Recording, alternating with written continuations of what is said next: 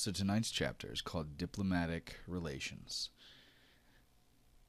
You departed the planet of Yajaloshan on February 4th, 2178. It took roughly 30 hours for the Skrell hauler to get far enough away from the planet that Ibiov felt safe enough to engage the ship without fear of unseen sensors calling in nearby patrolling Gallipol security ships. During that time, what did Roz, Karina, Bobby, Dash, Torn, and Grizz do after fleeing Yajaloshan and essentially spending a day inside of a dirty factory? So this is specifically like, what did you guys do in the factory immediately after leaving the last arc on your way to go get picked up?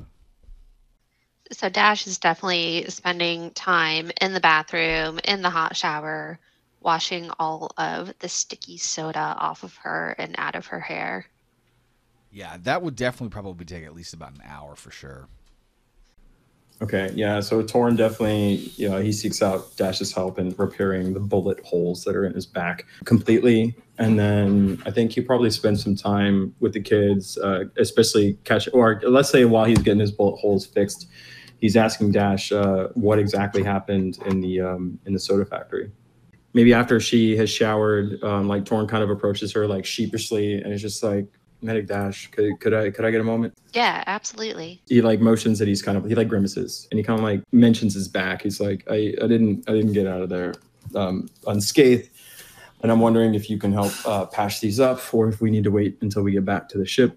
And he just kind of like pulls up his shirt to show his like probably gangrenous bullet wounds at this point. So are they back on their ship? No, you're Yeah. on the hauler flying away from the planet, and that your ship is currently like flying to pick you guys up right now. Oh, okay. All right. Well, then do they even have I would shower? say yes, because even though these are automated ships, occasionally they do need manual like crews, like maybe once every 6 months to like upgrade and fix the machinery inside. And if there's any kind of oil or toxic leak with the Skrell vapor, they're going to need to be able to clean off. So there would be At least an emergency shower or right. something. Yeah. Okay. Yeah, I guess let's look around and see what we can find. Torn kind of like nods. Where are the rest of the kids right now? Or I guess that's what we're about to find out. Roz and Karina. So this thing is, think of it like this. So it's like a big metal box essentially that is on auto. Oh, okay. It's a big metal box that's on autopilot, and essentially it's a big factory, and the majority of the ship is essentially used automated to sort of suck in all of this vapor around a gas planet that it's headed to. So you guys are all sitting on this like fucking football field length, basically like catwalk above like 250 feet above the refinery, and there's like a little crew quarters on one side, and then at the other side there's an exit to get out to do maintenance on the exterior of the hull. Just rummaging around, you guys find that in the crew quarters there's definitely like double-decker floor-to-ceiling cabinet that is just sort of loaded with like hazmat suits, med kits, different kinds of things. It's basically next to where the shower was. Okay, great. Oh, so it's kind of like when I found her, she was already like in the right place. Right. Okay, so yeah, Torn kind of like looks at the cabinet of suits and he's like, "Oh, these will probably come in handy." So Torn kind of like looks at his own flight suit with the holes in the back, and he says, "I think I'll change into one of these once we get me patched up." And he rummages around for a med kit. Okay, he finds one. There's plenty of them. Okay. There's like 20. Okay. Oh, great. So he automatically goes. He just like starts packing them in onto his person. I'll take 4 if you'll let me. Yeah. And then he kind of hands one to Dash, and he's like, "If you please." And he kind of turns around. So she goes into the med kit and pulls out some alcohol or whatever kind of sanitizer they have, a set of forceps to dig out the bullets with, and then like a little suture kit to sew them up, and she starts to get to work. So basically that takes about an hour, and he's pretty much patched up, cleaned up afterwards. Is there anything that Karina's doing during this period of time? Karina had nightmares the night before, so she, I think, would also be sleeping. Okay. She's had a rough day. Okay, well then that means that Torn and Dash have privacy. Well, no, okay. What's Grizz doing? He's kind of keeping to himself. He's sitting in a corner, just sort of minding his own business, tapping his foot like he's annoyed and chain smoking cigars. So as she's working on Torn, finishing up the last couple of sutures, she says to him, "So Bobby told me something alarming right before we hit the soda factory. Bobby said the strangest thing." Torn just kind of like raises his eyebrow, and he's almost like smiling in anticipation of a Bobby punchline. So Bobby says that they're assassins. Did you know anything about this? Torn kind of like nods as she says that in a way that indicates that, and then he just says, I had a suspicion. I was really put in control here to make sure that they were able to do their mission. And he just kind of like pauses, and he's just like, yeah, I would say that it was tough for me to listen to orders as well as I have. Lord Vasily made it clear they are on a mission and we are there to support them. So in a way, I maybe didn't know that they were assassins, but how did you come by this information? Well, I kind of cornered the kid. Like, I was up to here with my patients, with them. And while we were trying to figure out what we were going to do for the distraction, like, I just flat out asked Bobby. And Torn just kind of like nods, and he's like, well, I'm glad he was honest. Did they say where they were trained? No, we didn't really get much further into it because we had to keep moving at that point.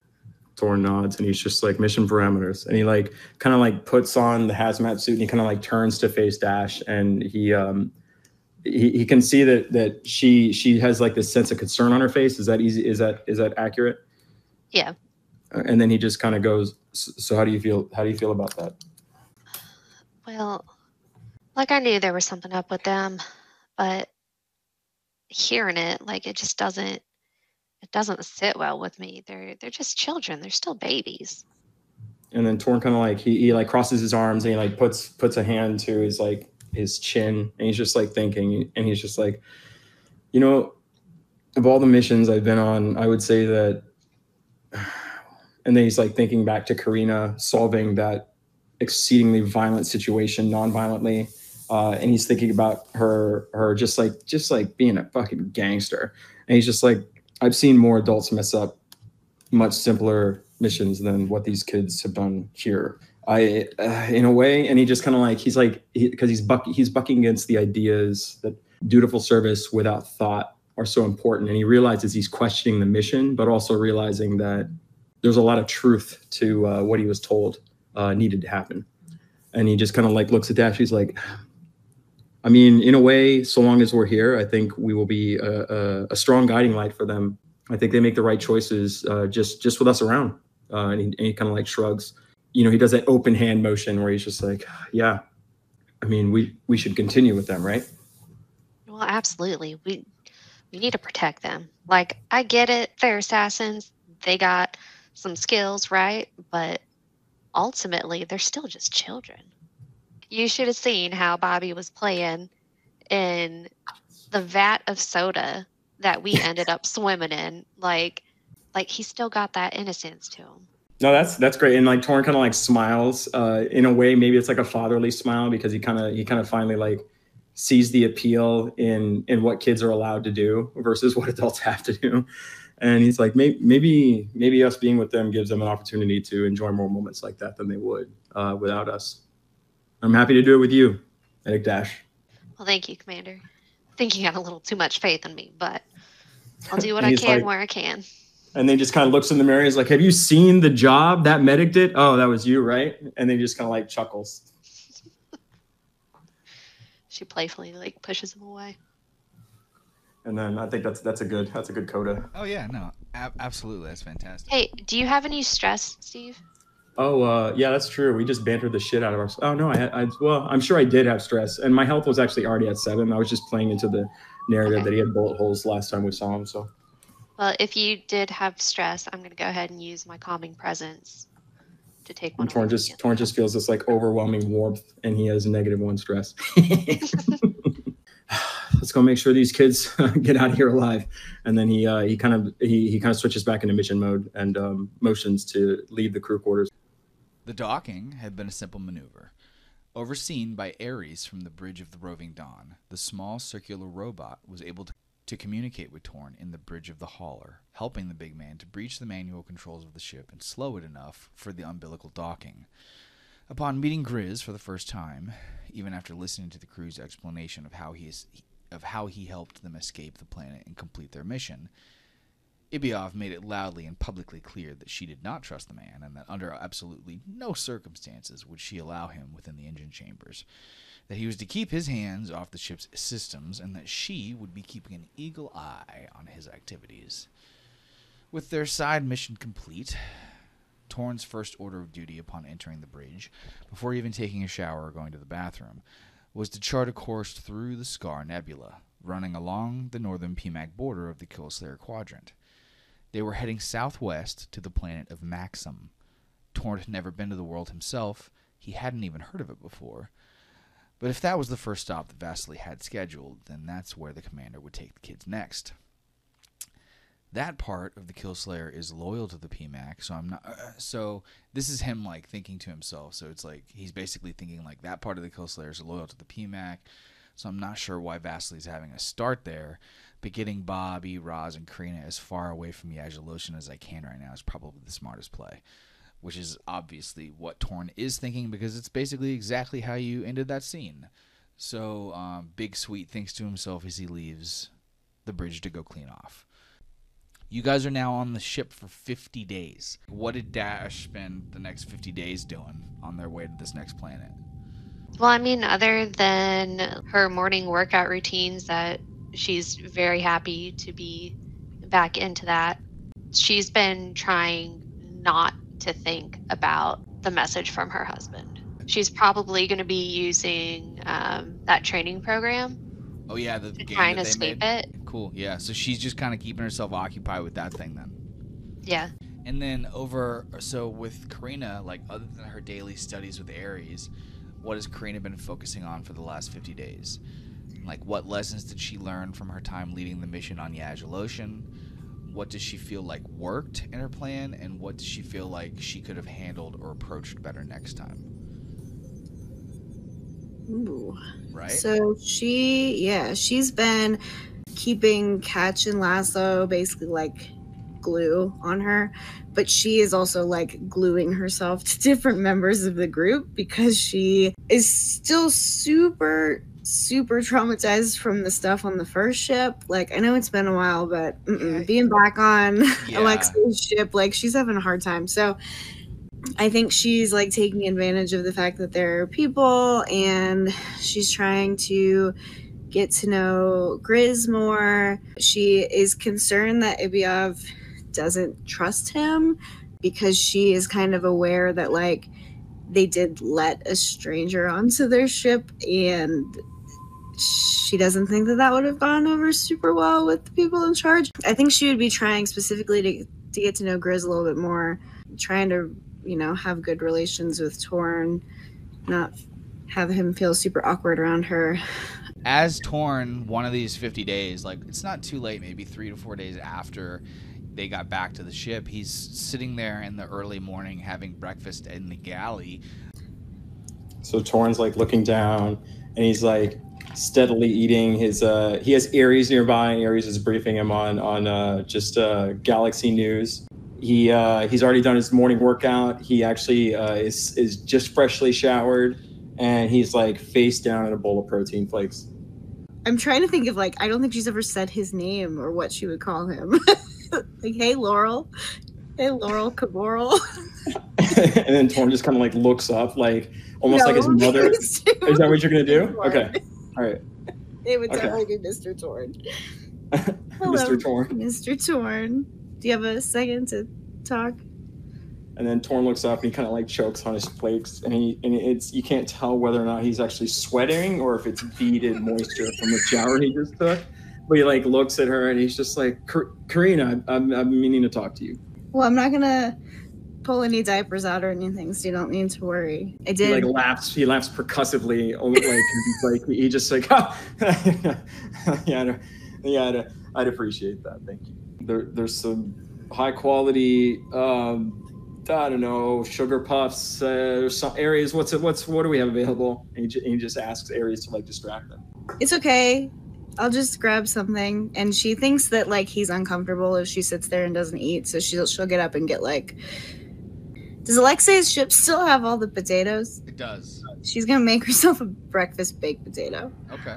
So I wanted to talk to you about how you thought everything went the other day. I know it was really chaotic at the end, and I think I kind of lost control of everyone for a while. People going rogue, and I guess I was just wondering how you managed to keep everyone in line. And wow, and Torn just kind of like sits up. He like immediately stops eating, and like a cool calmness, like he's exuding this like demeanor of just like pure stoicism. He looks over and he's like, we should debrief. Would you like to, let's do a mission debrief. And he like stands up immediately and he's like, come meet me in the bridge with your baked potato. Okay. She's gonna follow him, I guess. And Torn's like he's like almost giddy as they enter the bridge, and he like sits down in the pilot chair, and he like opens this console that he has, which is what he's been logging his stuff to Vasily, and he like looks at it, he's like, I'd love it if you read this. This is my assessment of the mission. And so he kind of reads through the data points, and it kind of has like it has a what went well, what didn't go well sort of thing, like simplified, but also in military language. And it kind of talks about how the timeline of events, and then the key decisions that were made, and then how Karina pathed these decisions to a successful state, and how effusive he is about those decisions because he hasn't worked under many human commanders who are as good as that. He also does, like, you can see that he's just fucking thorough. He types a lot. He has like a dossier on every kid. He has a dossier on Dash. He has a dossier on Grizz. He's talking about all the details he's learned about the people through others. And it's not super creepy. It's more just observational. It's not about manipulation. It's just literally that's the way he thinks and pulls people in. And he just like kind of puts it in front of her and wants her to read it and to get her impressions. And he kind of like watches her as she reads it, like very like leaned in. Okay, she's a little unsettled by the energy in the room because she has never seen him act like this before. A specific question about contents of the dossier. Did he record anything that she would be surprised about regarding any of the kids? Yeah, I don't think so. I think what she's probably going to I see the most here is just how non-judgmental Torn is in mission data. I think the key that she would probably get from this, because she's sharp. He doesn't document this information for any reason for manipulation. It's more he always feels like the raw data is the best data, regardless of what it actually serves. And so in a way, he's like maybe watching her read through this, anticipating that she might enjoy it as much as him, even if that's not the case. And I think that would be a really interesting to play off of with her. Yeah, so she was feeling, I guess, to kind of answer the question from earlier, but then also like, I'm going to talk through that first, and then I'll, I guess, say what she would specifically say to him. She was feeling like the mission went well in terms of they made a plan and they saw the plan through, but she knows that the mission objective, part of it at least, was to stay under the radar. And the parameters, yeah. A, they blew up a soda factory. B, they like launched a robot through the sky, like riding on that light train thing. So like people saw that. The like turtle thing got completely destroyed. Raz's dad is missing, and she has to presume that someone would be looking for him, especially considering the conversation she had with those two people. And they let them go, which she's nervous about. She's also really concerned about the things that happened with the drug peddlers, because they busted in and caused a lot of damage there. So she understands that it really didn't go smoothly, and she feels responsible for that. In terms that's great. of like not having a handle on her people, I guess, and herself, because she caused some of that too. Okay. But she also feels like there wasn't any like significant loss of life, and she thinks that they got through without like exposing their identities, which was like the number one thing that they were supposed to not do. So like she thinks that no one like said their names. She doesn't think that there were any loose threads in that. She's not sure, but she thinks that that went well. So seeing Torn's like mission logs, overview of everything, and like everyone's different positions and what they did kind of gives her good feelings about the fact that she knows that someone was like really observing what was going on, so that she can take this information and learn how to do better with it. So she feels more confident in her choice to sit down and talk to Torn and like trust him a little bit more.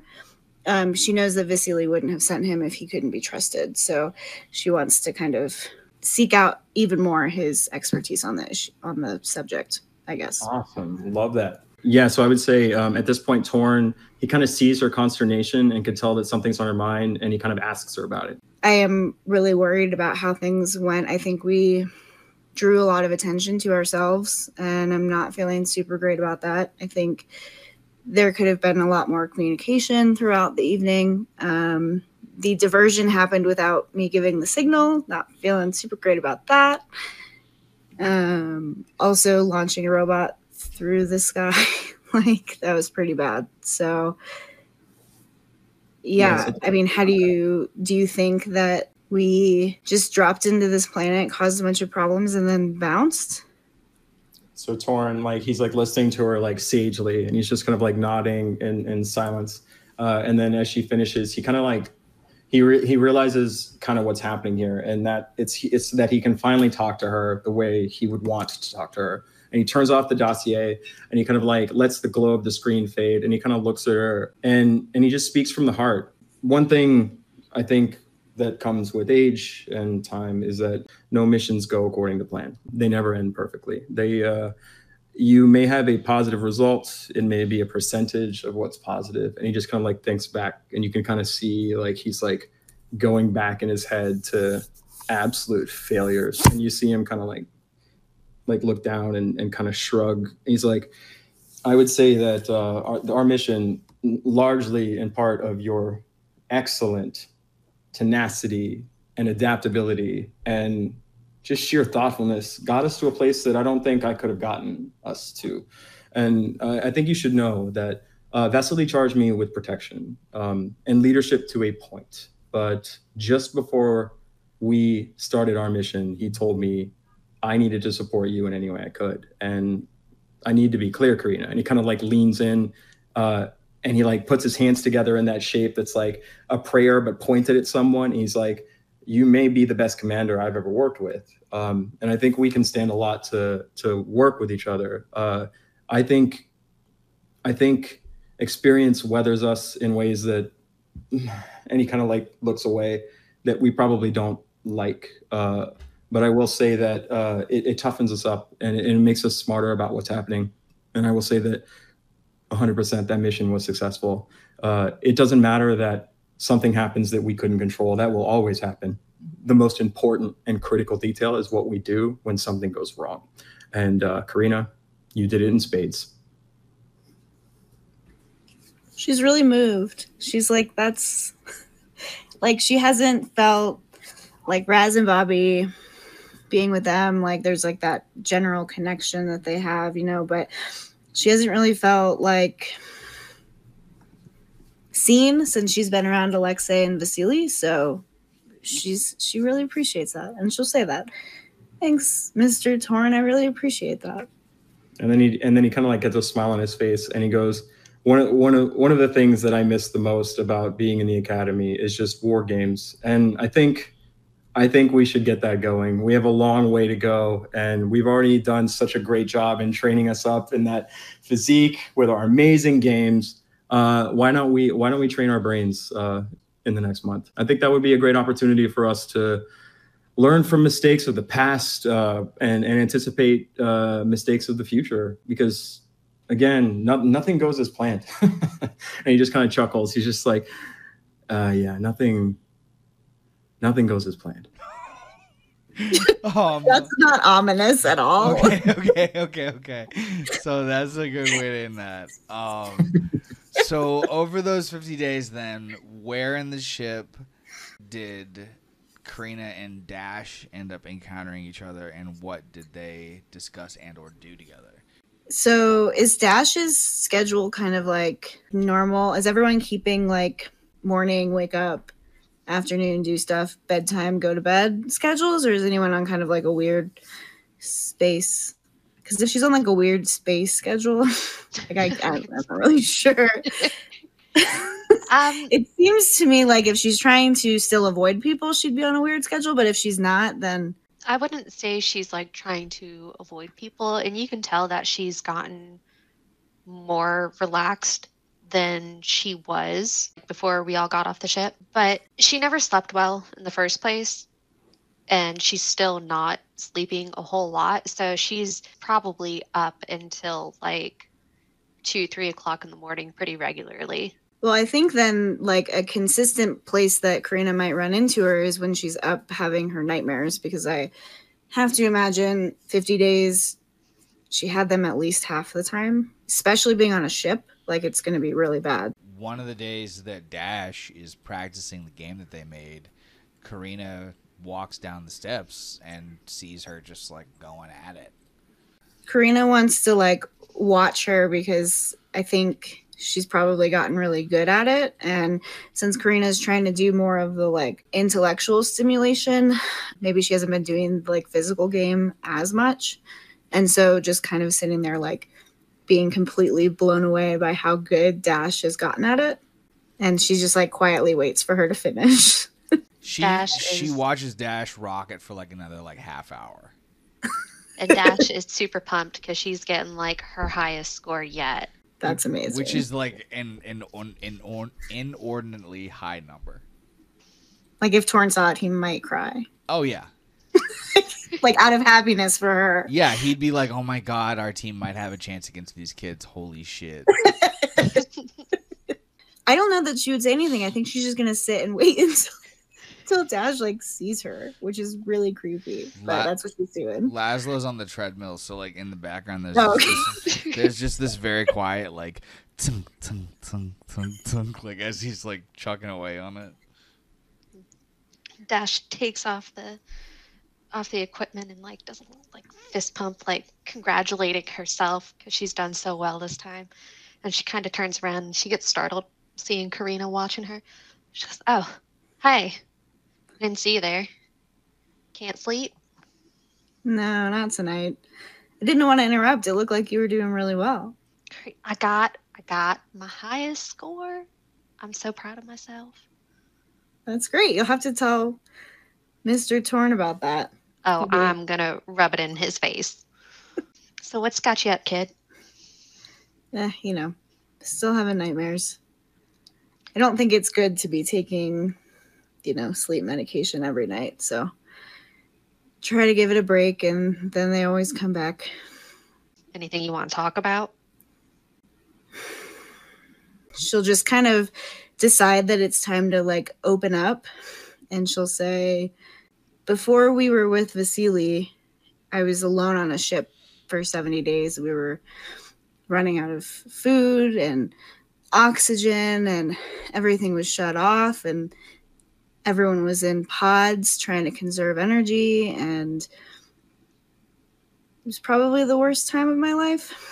Being back on this ship is just kind of hard. This is actually the ship that I was brought onto after I was found. So I'm sure you can imagine it's kind of hard to be here." Yeah, I can see how that can be a little traumatizing. Are you able to separate yourself from the Cranunculus? Sometimes. I mean, I guess when the nightmares are really bad, I think I spend some time awake without realizing it. And then I kind of realize where I am. But the mission was great because, there was time off. And then you know, we're on tour for a year, so just like hoping that it gets better at some point. Right. Well, what do you think would make it better for you, or at least help? I don't know. I mean, back on Odessa, I was talking to the therapist a lot, and I'm still having nightmares. What'd your therapist say to do about the nightmares? He was having me like journal them, kind of keep track of what they were and rating them, like severity.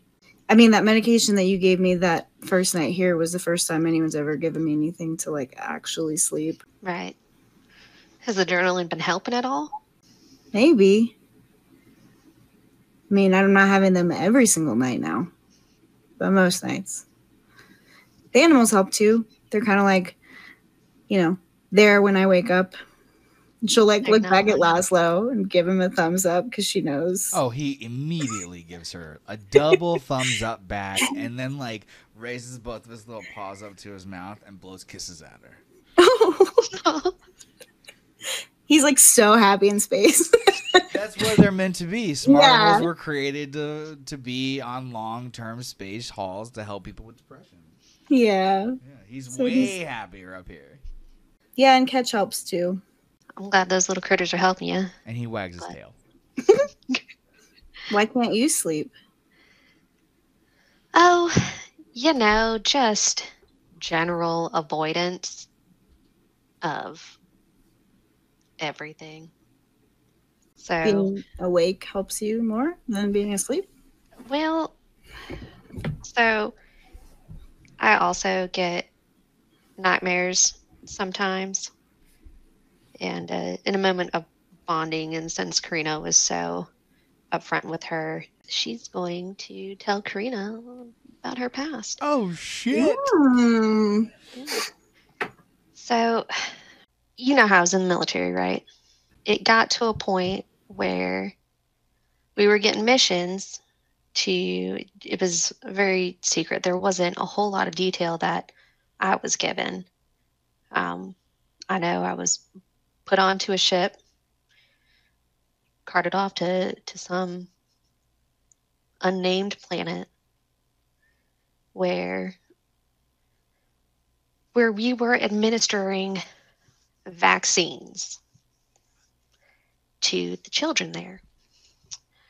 And we were on our third round of what we were told vaccines, although looking back on it now, I really don't think they were vaccines. She kind of pauses. And the last time we were there, in the last shot that we gave these kids, I don't know, it's like they turned feral or something.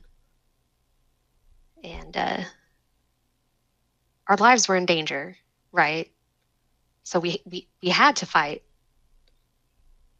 We had to fight these kids. And at that point, she just kind of trails off and she tilts her head towards Karina and points out the scar that runs along. She goes, "That's where I got this from. And that's why I don't sleep." So I'm right there with you, kid. Wow, I mean, no wonder you didn't want to be around us. Yeah, that was, once I heard when you said that Raz stabbed his dad, like, and I started putting two and two together with y'all, it was so hard to be around y'all. And, you know, I apologize. I distanced myself from that, or from you guys.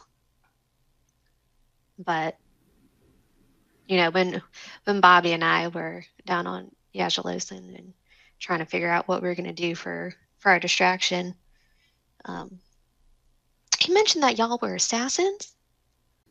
But, like, at the same time, like, Bobby was still just being a kid out there, which I think helped me to kind of reconcile things. I'm sorry, he told you that we were assassins?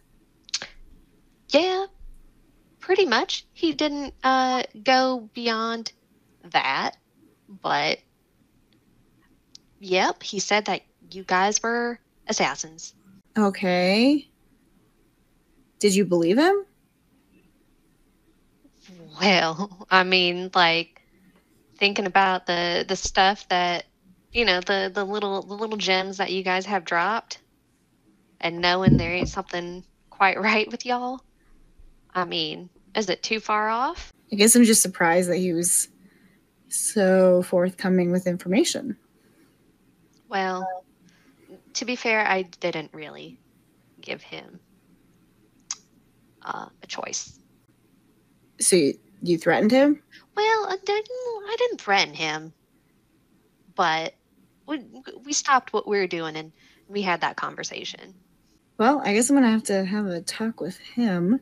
I wouldn't maybe walk around talking about that conversation that you had with him. I also probably wouldn't relay that back to anyone on Odessa either.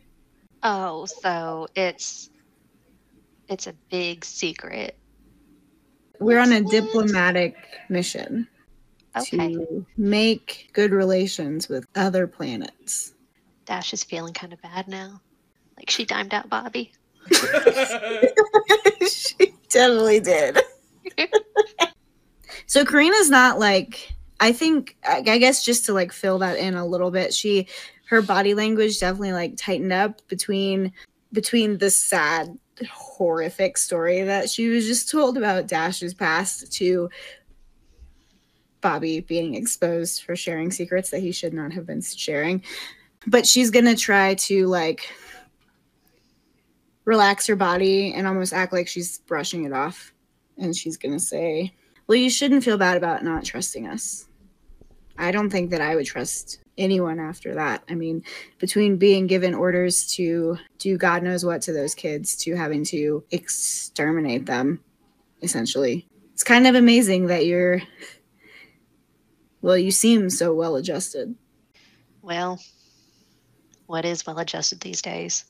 I really appreciate you and Torn being here, and I'm trying to get to know him better, and I appreciate you telling me a little bit about yourself. I know that's really hard to talk about. I mean, I don't like talking about my past either. So thank you. Yeah. Thank you, Karina. I don't tell a whole lot of people that story. But in a way, it feels good to talk about it. Yeah, well, sure I'll see you around the next time we can't sleep. Yeah. I'm usually roaming around.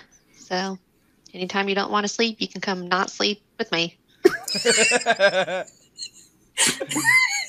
Okay. And then Karina does like finger guns and backs away from her. He moonwalks away. Yeah, she moonwalks backwards. Laszlo taught her how to do it. So what is Roz doing over this 50 days after successfully fleeing from his dad? And where's his head at? Where's he at with his feelings? I think Raz has been a bit quiet compared to how he normally is, where he's just kind of a whirling dervish. He's just sort of been like reflecting on this kind of like sad realization, like him and his dad never really got along, and his dad tried to kill him, and there was all these bad points about his dad, but like his only connection to his brother and his mom was his dad, and that is also gone. So there's a kind of emptiness. There's a kind of emptiness, you said? Yeah. I think he's just been kind of quiet, sort of keeping to himself, drawing in like a sketchbook. Okay, cool. And what about Bobby? Probably hanging out with Raz a lot since he's back. Just catching up with Raz, trying to cheer Raz up, knowing that like he just went through some fucked up shit. When he's not doing that, catching up with Karina, seeing how she's doing, like professionally, I guess, spending a lot of time with Dash, like learning from her and just like kind of talking a lot of shop. And in his free time, like spending time with Grizz and learning more about like what Grizz does and like I guess like mechanical kind of stuff. Because I feel like if you're interested in like human systems, you're interested in like mechanical systems. So yeah. he's like trying to, you know, probably like kicking back some beers with Grizz leisurely and just talking shop and talking experiences, you know. Where does Bobby find Grizz? Where do they usually hang out? Grizz sleeps in the escape pod that Roz launched off of the Persephone because there's no private rooms left. Oh my god, so he's trying to sleep while everyone's doing war, like the game. The game. Well, I mean, if they're doing it in the middle of the night, then yes. So he was just asleep the whole time. Yeah, while Dash Karina and Dash were having their whole heart-to-heart, Grizz was just like laying 10 feet away. Like, I mean, like, was he asleep, or is he like eavesdropping on was him? Grizz asleep, or did he hear that entire conversation? He heard some of it, but he was mostly annoyed because they wouldn't shut up. Okay. Yeah, like 3 in the morning, like hanging out next to his bed. Okay. Did you not? Oh my God. So yeah, Bobby finds Grizz just, I guess, like laying in his cryo bed. What's up, dude? Nothing much. Bored as hell. Why you sleep in this pod again? All the bedrooms are taken, man. Oh shit. You could take my bed if you want to like switch off every other week. I'd be down. Or do with you both. prefer it here at this point? I mean, you know, actually, no, this is fine. I've had you saw my apartment, right? I didn't see as much as I wanted to see. I'm not gonna lie. I'm sorry for fucking with you so hard while we were in there. Couldn't resist. Oh no, man, no worries. Actually, it was a pretty good laugh. You got a sense of humor. So what's worse, having kids or being here? Oh, that is a tough call right there. I'd probably say having kids. This is still better than having kids. And just so everyone Alright. knows, because Ibiov won't let Grizz help out with the mechanic stuff, he's been earning his keep on this journey by being a cook, basically. Like, he makes all the meals for everybody. Yeah, I used to be a pastry chef at one point. Well, I trained to be. I didn't actually ever get a job, but it was more of a hobby, really. Okay. So do you spend equal parts like baking and cooking, or like are you more like cook now? About 60-40. More cook. Okay. What kind of supplies do we have here to like cook good meals? Is it like pretty grueling, or is like I got some good shit here? You can make some comfort food. Like, what do you go to? I could rummage around. Nobody's really giving me any clearance to walk around, but if I could let's poke go. around in the kitchen and there wasn't any of that like protein sludge, I can't work with that shit. That's garbage. Yeah, I agree. Why don't we go to the kitchen together? No one's gonna think twice if we're chilling. Hey man, if you think there's something in there, let's do it. I mean, I don't know. Are you hungry? Hell yeah. All right, let's do that.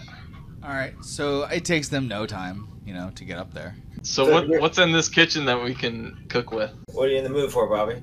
How about like a midnight snack of just like breakfast foods? Shit, that's easy as hell. I can do that. And Grizz like digs around and finds like eggs and like bell peppers and stuff. Because I mean, he made the quiche last time. This time I'm gonna do like a Denver omelet. Okay. What is a Denver omelet? It's like peppers, onions, like all the way. This looks delicious. I'm gonna probably gobble this down in like 30 seconds.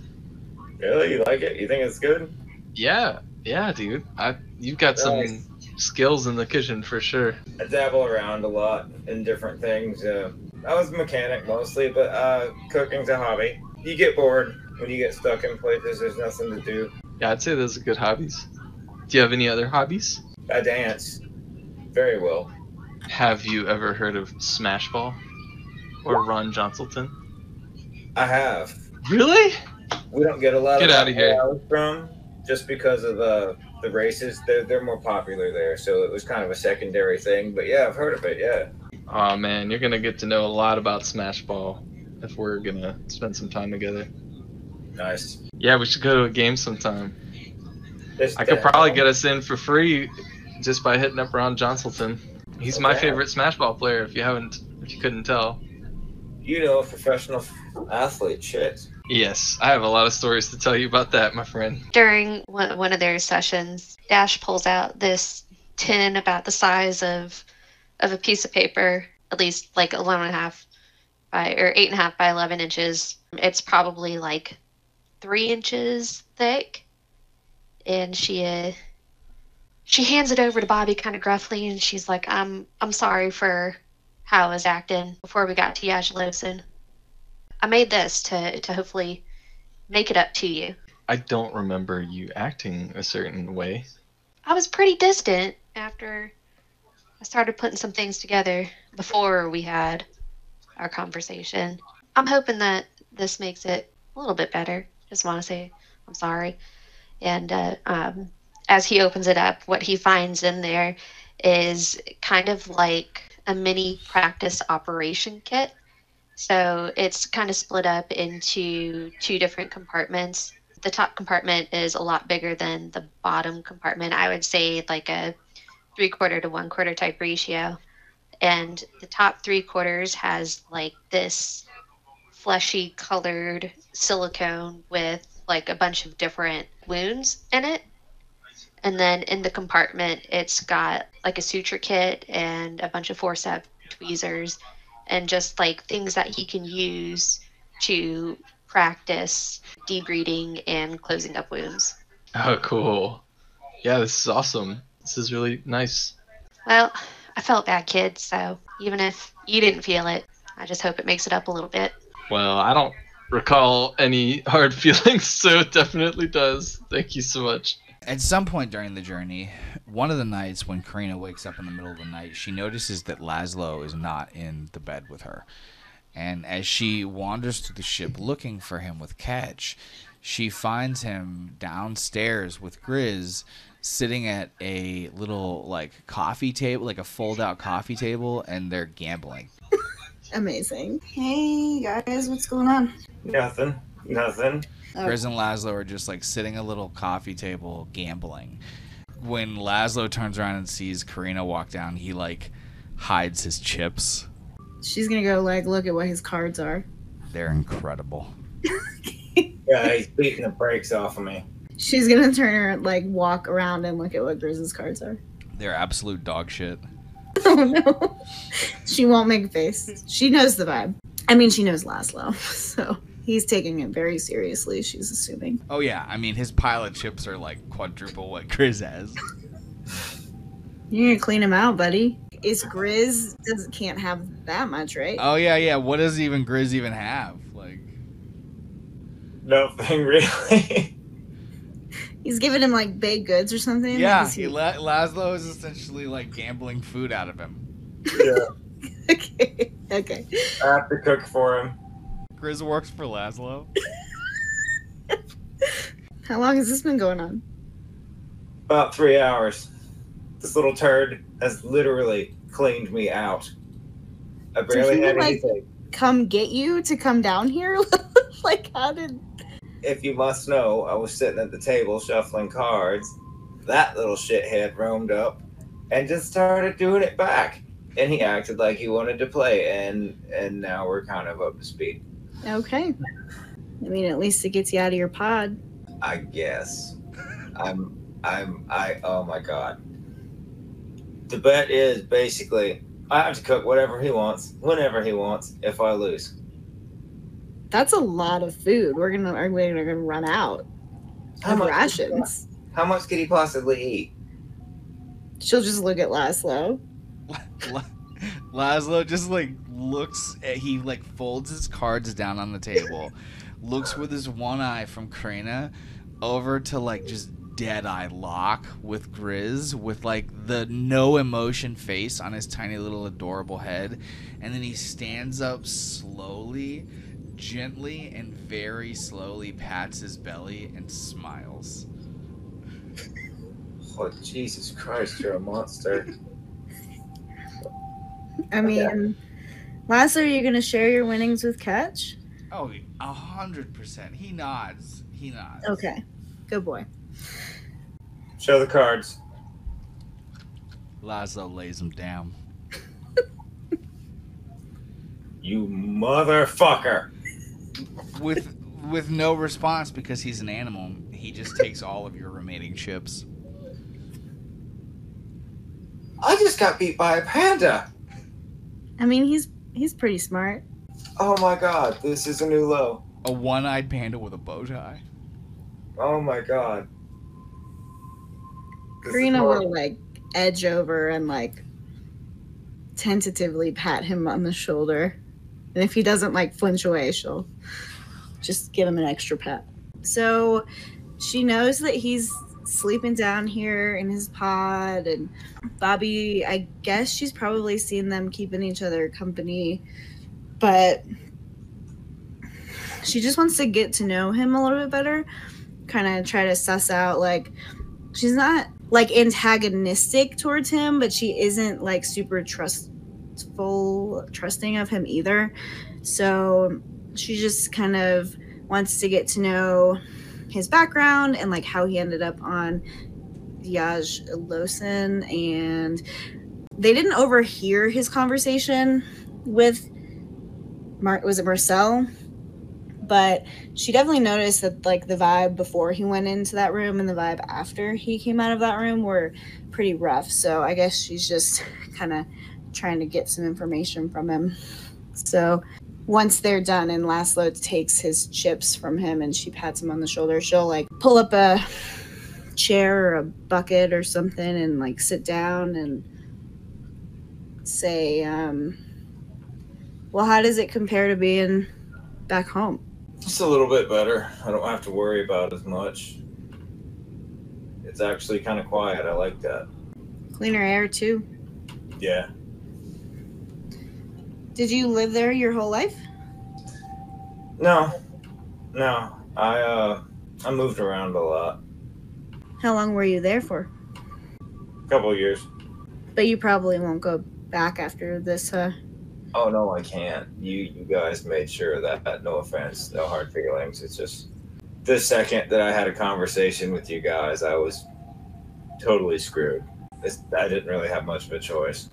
They've got the people kind of locked down there, huh? Oh yeah, it's awful. It's awful. But you know, I didn't always live like that. I had a family at one point. No real tragic past. You know, my mom was great. My dad was great. I'm just a shithead, and they got sick of me.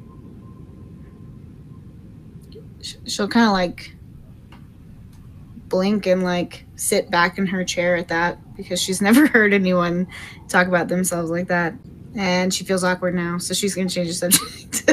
Have you ever heard of Odessa? Have you ever been there? I heard of it. Never been. I heard you guys were having a lot of trouble. Yeah, we had some big terrorist attacks a couple months back. It's hard to keep track of time. But, you know, onward and upward. We're trying to rebuild. We have a lot of good citizens there. What happened? You know. I'm sure you'll hear about it. You haven't seen it on the news?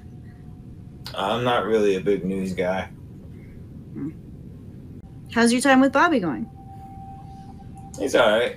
I like the kid. He gave me a hard time when we first met, but he grows on you. Yeah. And Raz, have you spent a lot of time with him?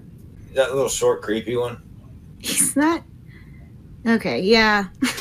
I mean, he's all right, I guess. He hadn't really talked to me that much, except to say he was man-napping me, which was lovely.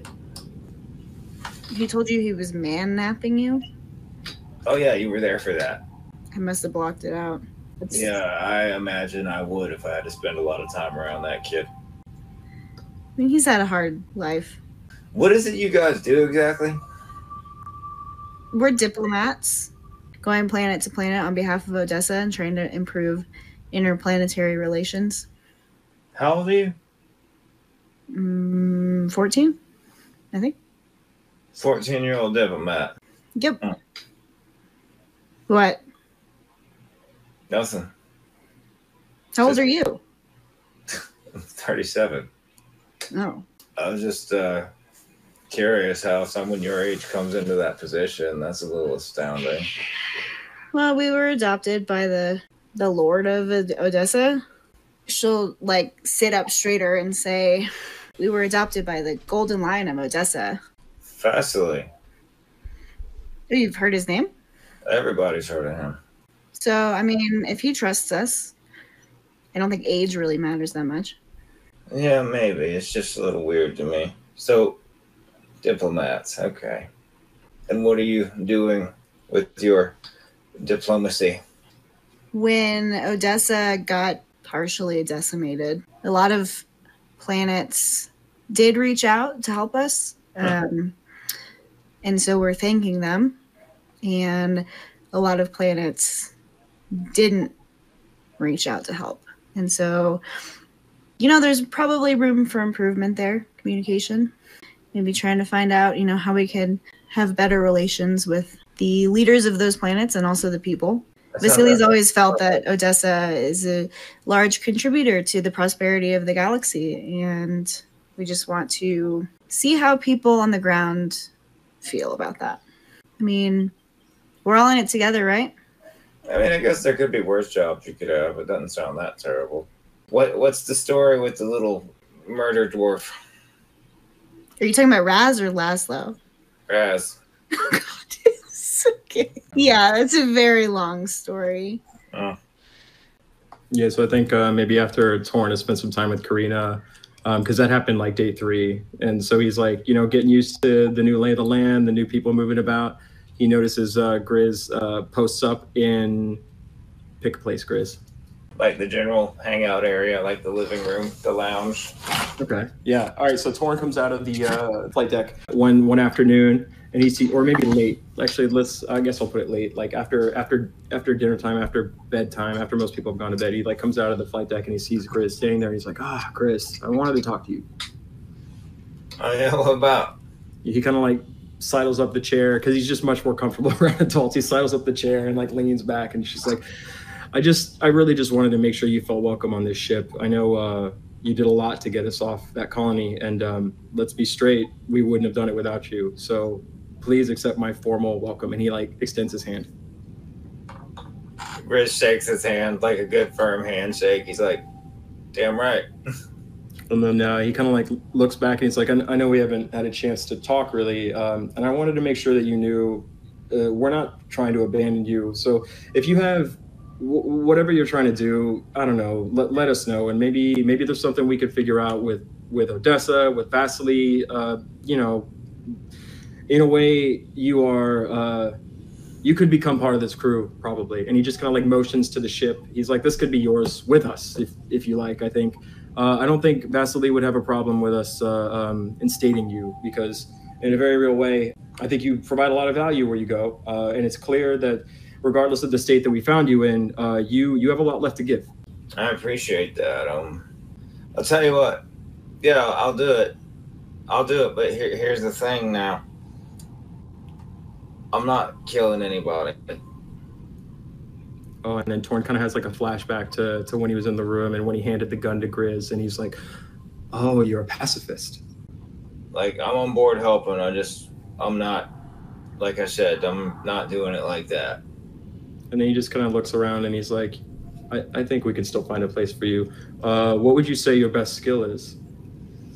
I'm a really good cook. I'm a hell of a good mechanic. Okay, and then he kind of looks and he like chuckles because he's like, I think given time, if you prepare enough of Ibiab's favorite water and cereal breakfast, she may come around on you, and you can be a part of the ship's mechanic crew as well. She doesn't seem too fond of me, but I'll give it a fucking shot. She's not the warmest. And he kind of like chuckles. I think we've been there, right? He just kind of like looks around and he's like, so how are you getting on so far? Mostly been keeping to myself, just trying to stay out of the way because you guys seem to know what the hell you're doing, and feeling kind of useless. But I've been hanging out with Bobby. He's pretty cool. I taught him how to make omelets. I had a pretty good chat with Karina. Yeah, they're growing on me too. I'll have to try one of these Bobby omelets. He doesn't put diapers in there, right? Oh God, no! What is that? What did he do to you with diapers? And then Torn just kind of has like a 1,000-yard stare, and he's just like, I guess not anything to me per se, but and he just chuckles. That boy's a smart ass. He is a smart ass. Let's say another few days later in the mid-afternoon, Torn's just kind of like, oh, can we say we did some war games with Karina first? Yeah. Okay. So after having completed some war games with Karina, he's like bumbling down the hall. He's kind of like weirdly happy, and then he passes the med bay and he sees Roz is in there, and he's just like he knocks on the window. Everybody sees Torn. What's up, big man? All right, so Torn kind of like enters and he's like, so what are you all up to?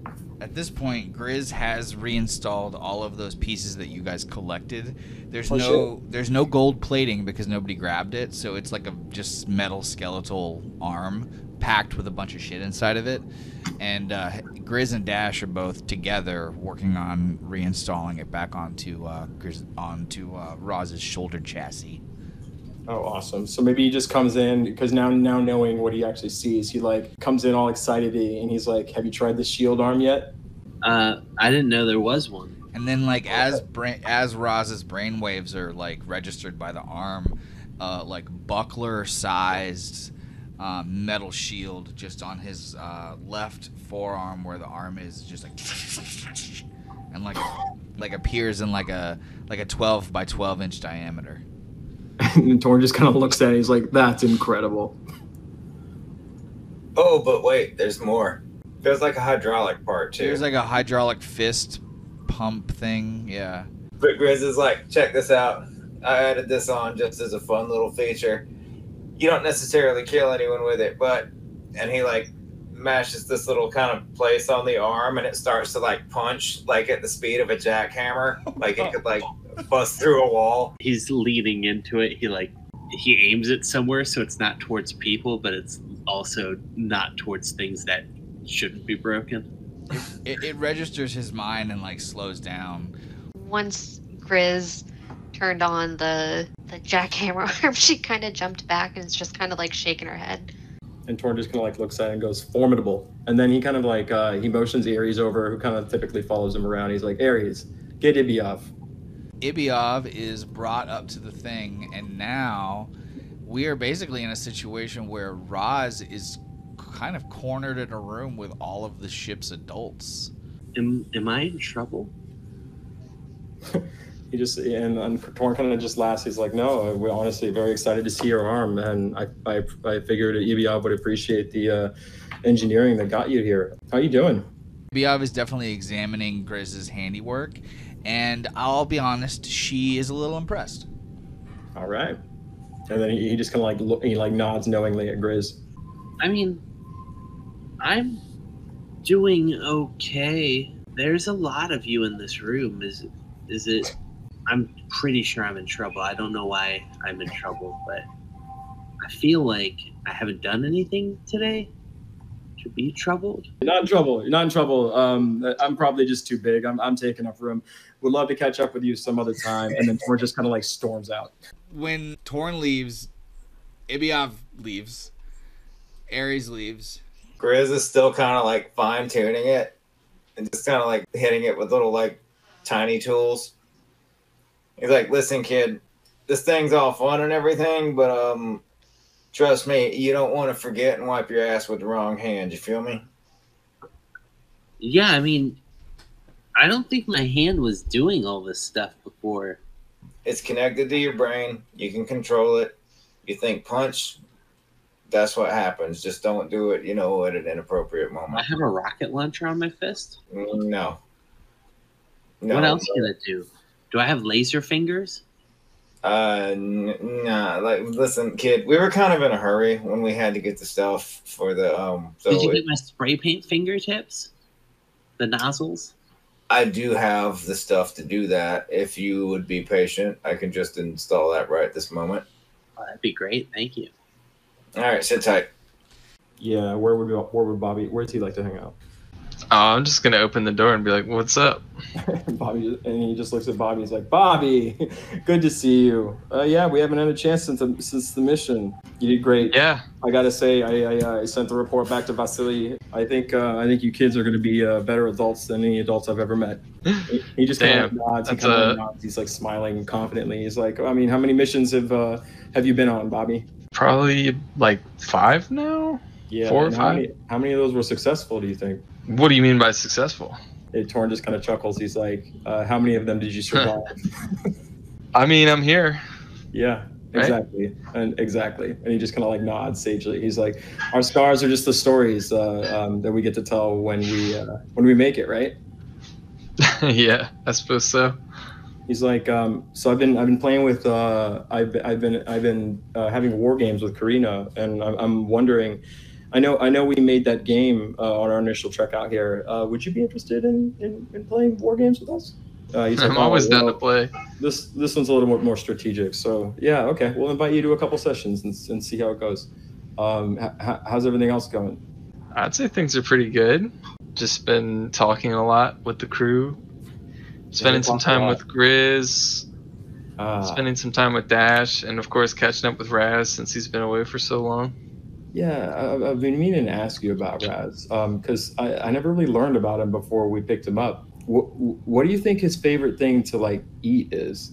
I'm trying to get inroads with him, and I feel like I don't know. I feel like I intimidate him with my size. I don't know.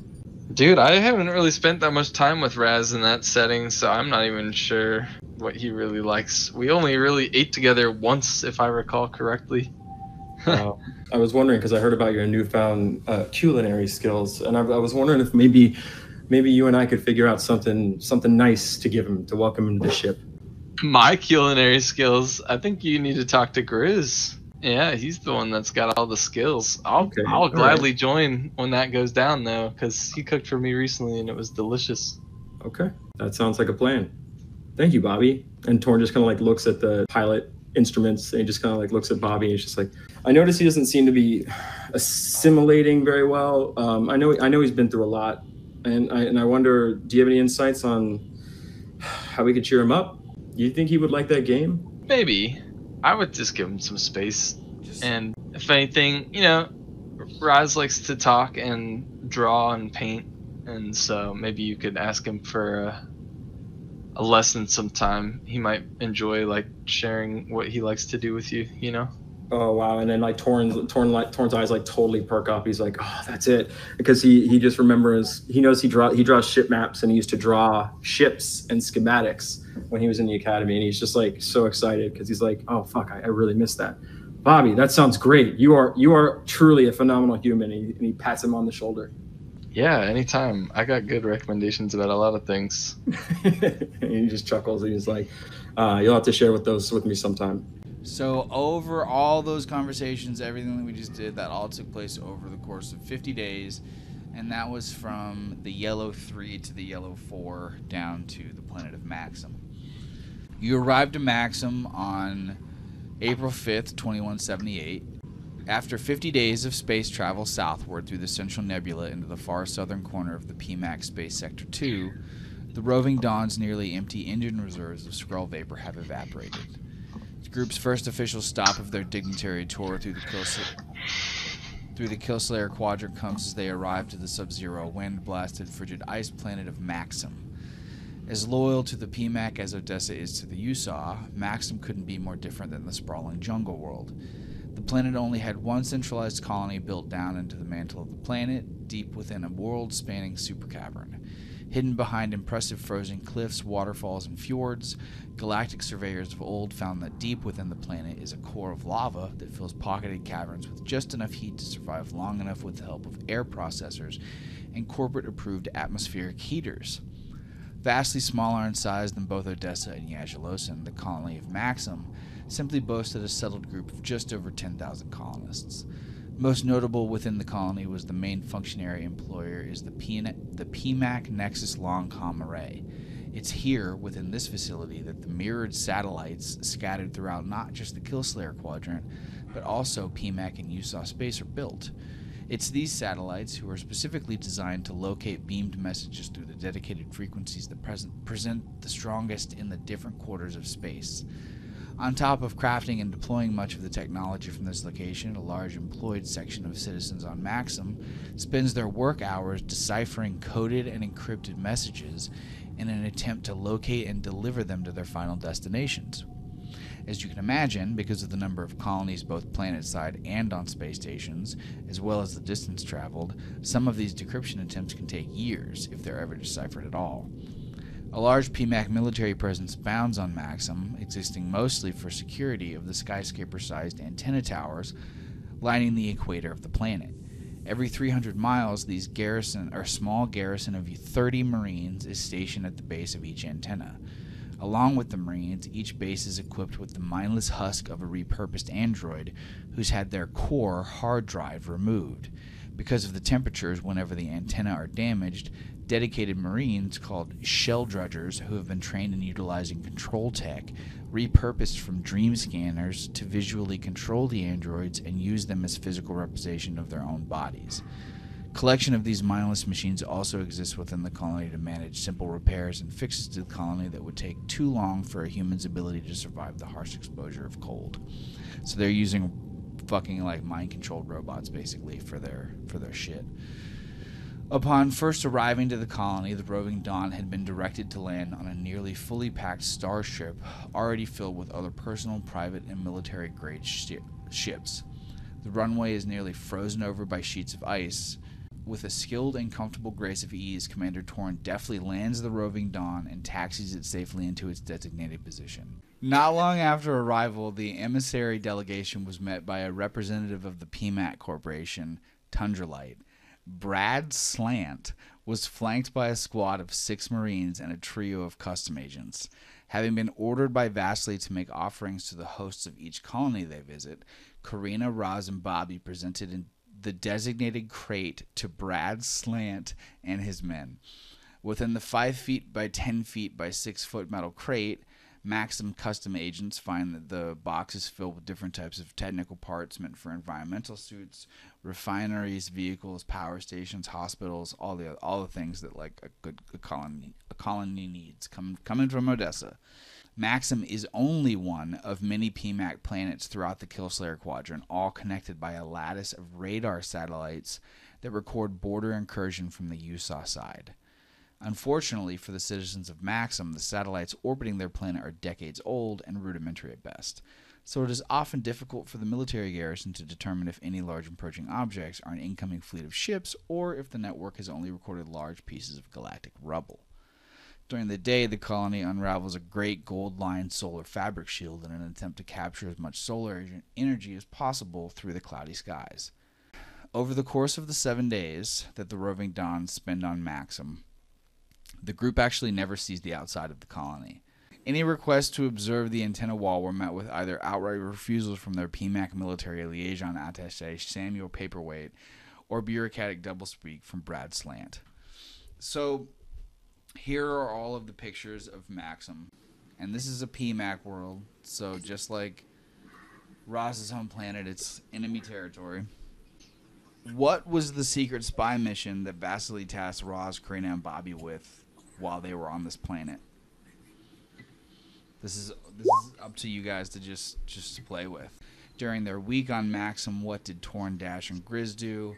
And then finally, who can think of any good lore, flair, characters, or history to add to the world while we were here before we move on to the next one? Do they have hot springs here? They do now that you said so, like in the caverns. Dash is going to invite Torn and Grizz to go to the hot springs.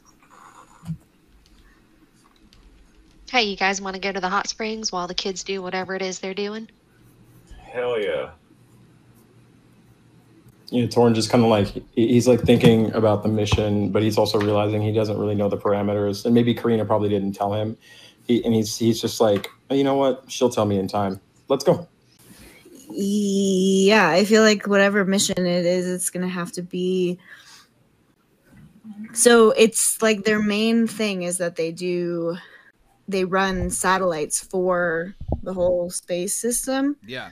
But the people on the planet can't like tell what's passing through, like the information is beamed off to somewhere else? No. Okay. So they're collecting like radio waves for messages. They're beaming out long haul messages. This is like a big ass fucking radio station. Oh, okay. It's their like long range warship military satellites that have a hard time differentiating, because they're so old, differentiating approaching vessels between like rock formations, basically.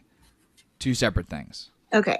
So I'm thinking the mission is going to be similar to what they had to do on their little like practice mission of intercepting some kind of message. And looking at the map to Odessa, is that the Bacchus? The closest planet to the side of the Usaw is Bacchus. Yes. So I'm thinking that we would want to know if there's any like military deep secret messages going there, because they're the closest to our space zone. So the kids then basically had to like infiltrate one of the like comm systems and like search for any kind of information about Odessa. Yes. All right. So that succeeded, and they did find that there was a message sent from a general from the planet of Tussleforge to another general on the planet of Attalus that they should just send a squadron to go take out Vasily if he's going to keep making up all of these stories. And the second guy responded with, like, absolutely not. Like, you would end your career. That mission would fail. That planet is, like, secure as hell. You're underestimating him if you think that that would work. Okay, so that's, like, important information. She's probably not... I don't think that they would be expecting her then to beam that across, but it'll definitely be, like, noted in whatever kind of mission log they're keeping. And she will... definitely tell Torn about it so he can put it in the dossier. Okay. So then what about this, what goes down with this scene with Grizz and Dash in this hot tub? Like, what are they talking about? What are they doing? Where's the most beautiful woman he's ever seen? Where's all that at? Is he uncomfortable being around her, or is he having a good time? Like, what's... Oh no, he's having an awesome time. So describe this like cavern that this like hot spring business is inside of. Ooh. So it's cozy. I would say the ceilings are maybe 7 feet tall, and there's kind of like these natural divots in the stone that are probably like 5 feet wide. I would say just comfortable enough for like 2 or 3 people to sit in. But any more than that, and it would be, too much. So I guess they're just kind of chilling there, naked, in this spa. Dash isn't like super shy about her body. I mean, yeah, like obviously her time in the military, she hasn't had the luxury of privacy. So she's super comfortable like being naked around Grizz. No, he's totally fine with it. He's just being like slightly awkward because he's attracted to her, so he's trying to like play it off and like be all smooth, but like act like he doesn't give a shit, but he does. So then elsewhere on the planet, upon arriving to Maxim, Bobby receives a long call message from Vasily that had actually come in like 2 months before, but since they've been traveling, he didn't get it. And like once the video footage appears before him, he sees that Vasily is in the Odessan High Gardens, more specifically Pufaloof Square. In the 3 months since the kids had departed the planet, so many beautiful flowers and plants had grown in the area underneath the joyful stone eyes of Geordie high above. And Vasily says, what is that? I know, rest in peace, Geordie. And Vasily says, hello, Bob. Hello, Bobby. During your travels, it was brought to my attention that Dr. Edmonton that she believes your medical talents override your interest in continuing to pursue the path of an Odessan spy. I am aware of your time spent here, after the Smashfall, working alongside her in the hospitals. I have also seen the reports sent from Ares during your trip that you have been focused on keeping up with not only your regular studies, but also training with your ship's mechanic. Though I am not one to pass up the undeniably rare opportunity to utilize someone of your background in the way that your raised principles were meant for, I cannot deny that you have given of yourself above and beyond to the prosperity of this world, and have the scars to prove it. I have acquiesced to this doctor's request, and am offering you a change of direction. The third to the last planet on your dignitary tour before returning to Odessa is Kavinda. It is one of the most well-known worlds in the Kilsadar quadrant other than Odessa. 3 members of the Odessan High Medical Council graduated from both their formal and higher educations from this world, Dr. Edmonton included. I am offering you the opportunity of enrollment in this institute, along with an official removal from your diplomatic duties continuing, along with Raz and Karina. If it is your choice, your calling, to leave your siblings and their life of espionage behind, then you have my blessing. I know the weight of a decision such as this will be difficult. Take your time in deciding. Damn. I mean, it sounds like a good opportunity. After he signs off, like, a bunch of pictures of the planet and the institute and a bunch of information about the world start popping up to, like, show Bobby what he's... Jeez. These pictures are really cool, by the way. Yeah, wow. I mean, he's obviously got a lot to consider, so... Yeah, big time. All right, so then while on Maxim, none of the delegates met any kind of disdain from the citizens themselves, and it came as something of a surprise to Bobby and Karina to find that when interacting with and speaking with the locals, they felt no different than if they had been speaking with the locals of Odessa. Because this is like your first time, really. You didn't interact with anybody on Raz's planet other than Grizz. And so far, you've both found Grizz to be just as normal of a person as anybody that you met on Odessa. And then now the same on Maxim. Like, I mean, like, yeah, the PMAC and the USAR are politically at odds, and like Vasily wants to go to war, but like the regular people are the fucking same. Like, they occasionally talk about how, you know, they're not fans of the USAW, and like occasionally you'll get like cold shoulders and a little bit of attitude from some people because there's just regular prejudice in space like there is on Earth now. But they're not like mustache twirling evil, you know, people. They're humans. And while trying to learn much about their liaison, personal questions were rebuffed and redirected in an attempt to gain information instead about the delegates themselves, or Vasily's speech and outcry against the PMAC leadership of Earth. Karina's going to be closed-lipped, and she's going to be trying to make sure that Bobby and Ross are also not sharing information that they should not be. By the end of the group's stay, which is a week, everyone in the delegation had been ready to leave. Regardless of how many heaters it seemed like each building had installed, no matter how many atmospheric converters they had installed underneath the metal-plated sidewalks and roads of the cavernous colony, the cold seeped in, gripping your bones with a vice-like pull. Bobby wasn't sure how long his lips had been chapped, but they'd definitely been annoying him for days. So when the crew arrived back at the Roving Dawn to depart the planet and continue their journey, the sight of already uploaded crates of Maxim ice blocks into their cargo hold was a wondrous sight. No need to stick around any longer than they would need to. While spending time on the colony examining it, Torn and Karina each make the observation that Maxim is ill-equipped to encounter any kind of military invasion that might come to their doorstep.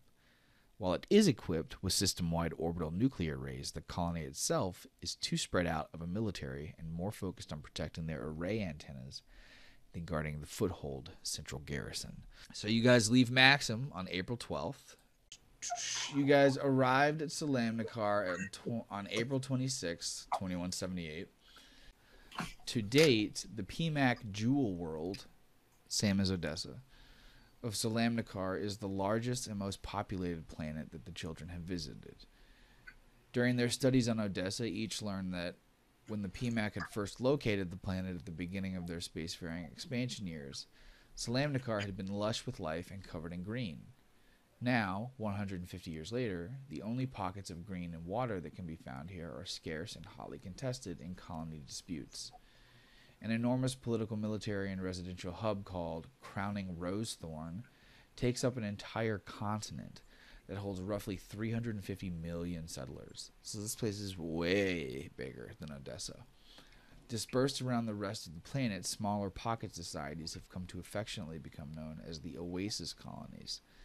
Surviving day to day under the strict laws of the PMAC, these Oasis colonies hold between 750,000 to 1.1 million people. Each colony holds multiple Gallipol Marshal stations and a private military naval base manned by a full garrison. These bases act as overflow for ships and vehicles from the PMAC center of Crowning Rosethorn. Neither Torn or Dash had ever visited the planet, but during their time with the USAW Navy, they'd each come to learn that Salamnikar's military academies were well known for producing ruthless, loyal, and unflappable soldiers.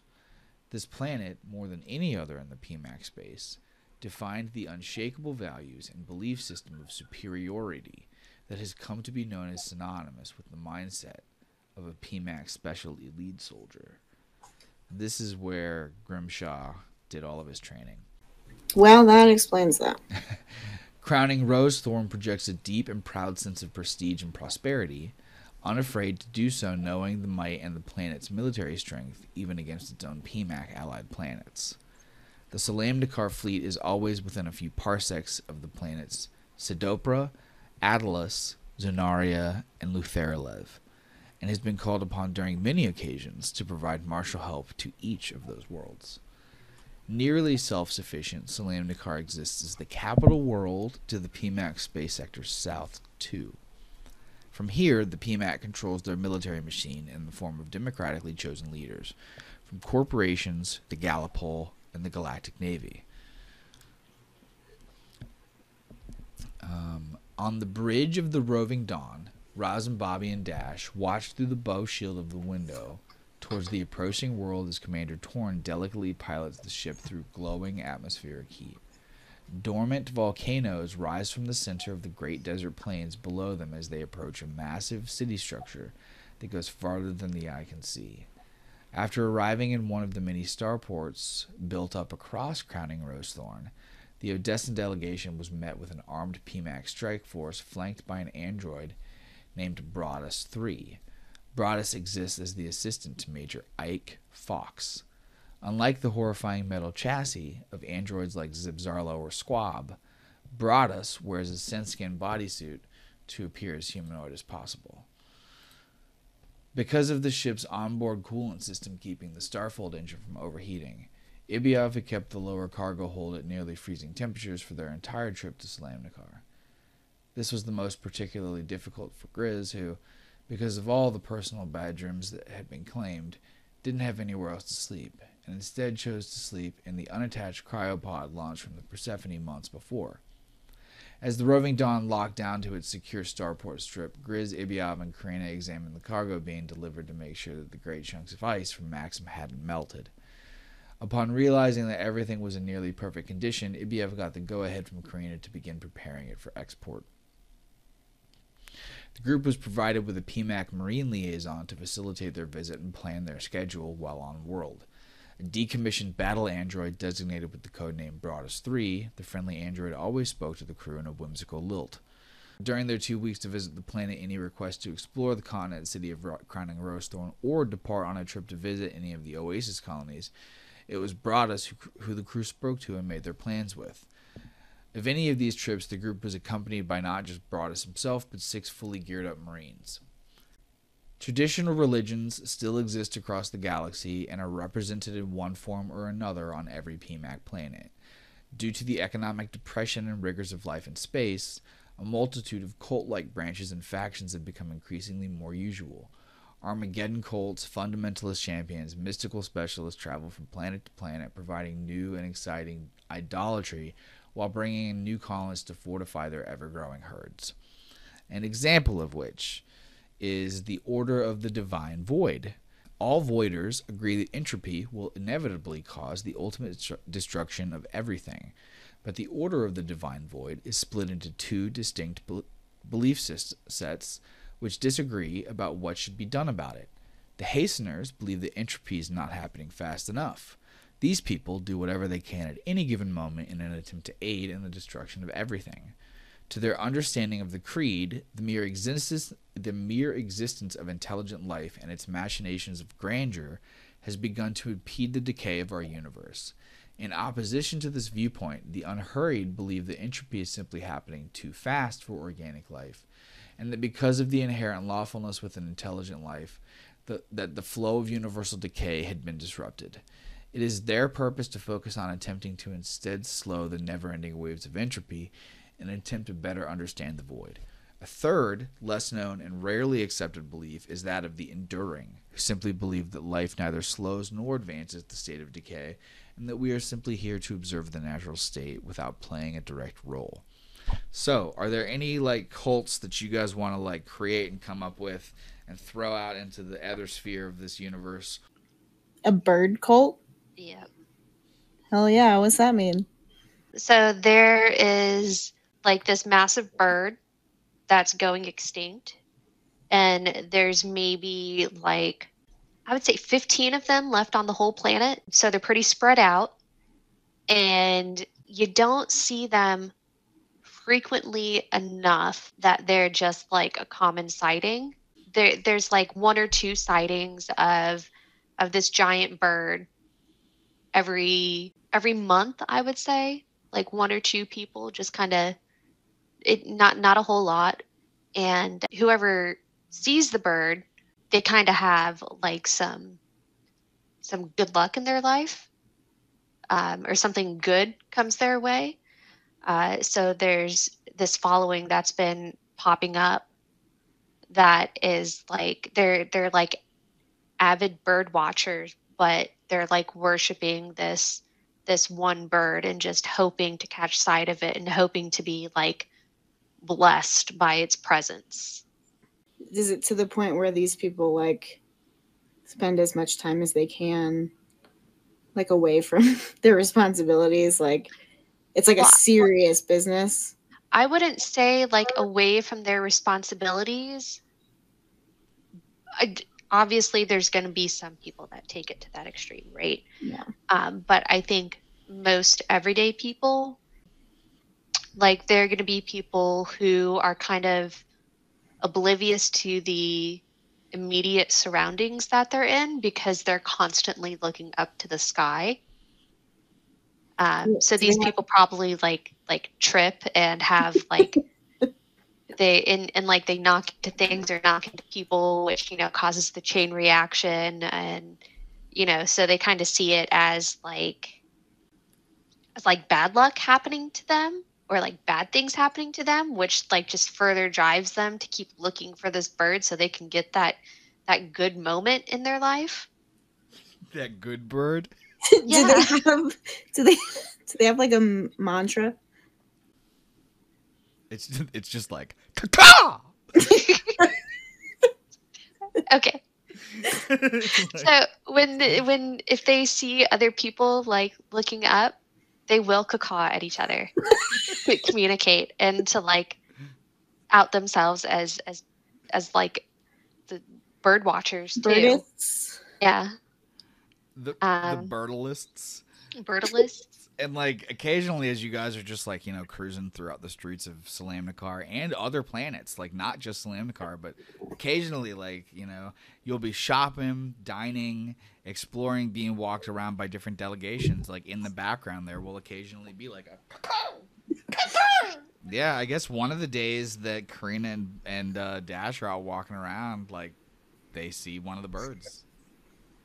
Mm. Karina will jokingly caca at Dash.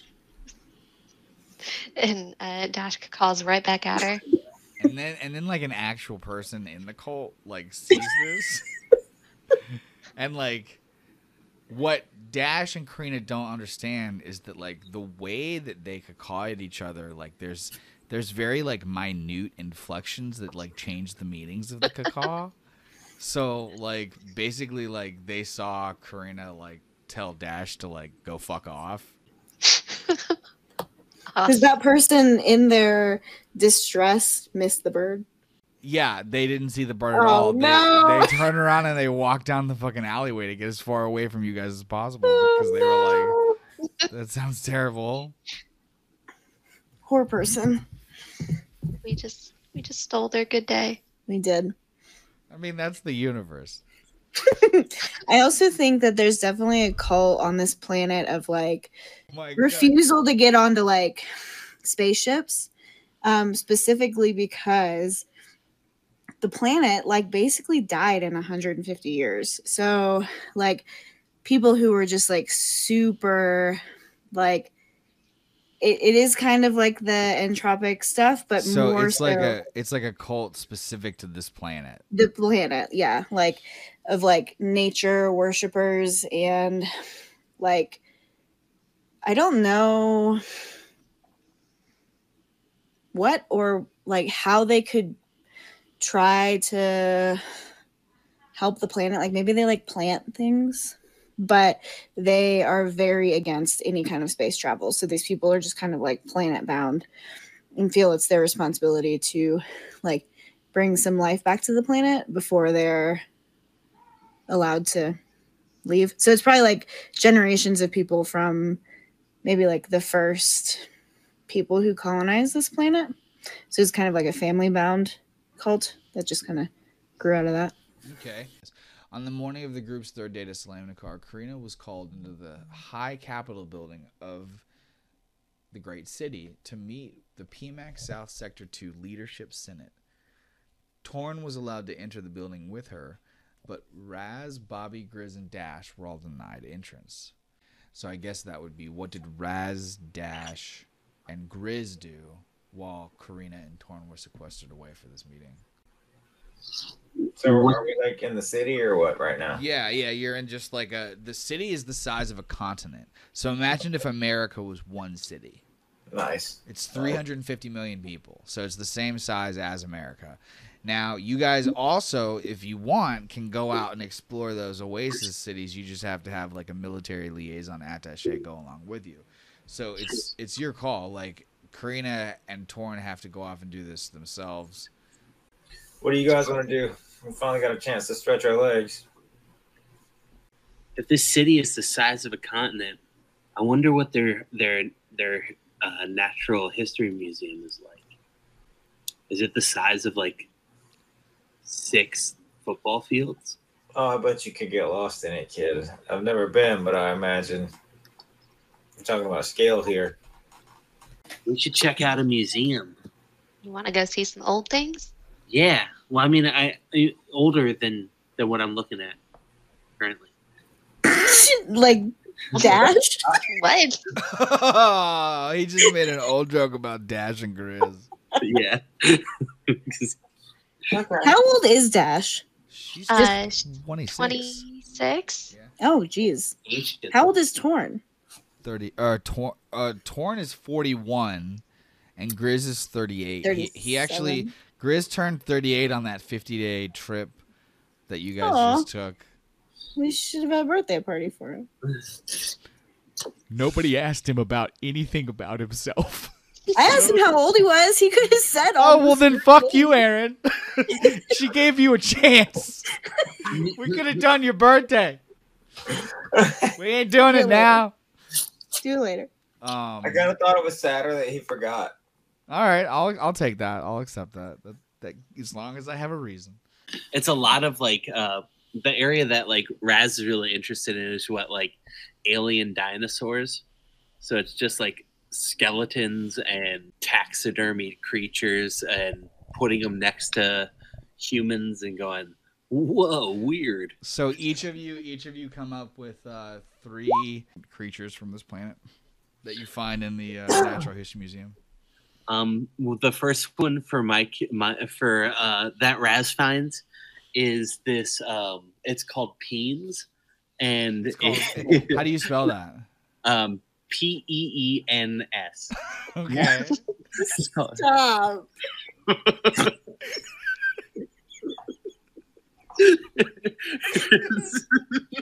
Fucking bastard, dude.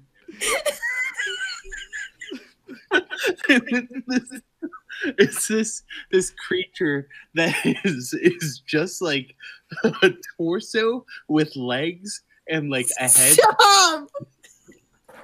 Oh. Don't fucking do it, man. So, Like, why? God. it's got no nose and it's just got eyes like a fish on either side with like with teeth right in between its eyes. Like it's just, Oh my god. Jesus Christ. in the artist rendition, it's like It's not a is- skeleton? No, it is a skeleton. Like the skeleton is like the skull. with the I eyes, got you. and then it has like a rib cage, hips, and then two little legs, and like they're really far apart. Like they have a wide gait, and the peens has a little like sculpted diagram of what it would have looked like based on what their research says, and it's like kind of like a pale peachish color, just solid with like stubble around its Jesus Christ, dude, Oh my God. why? What the fuck? Oh my god. It has no arms. Like there's sockets where the arms had just evolved out of needing to be there.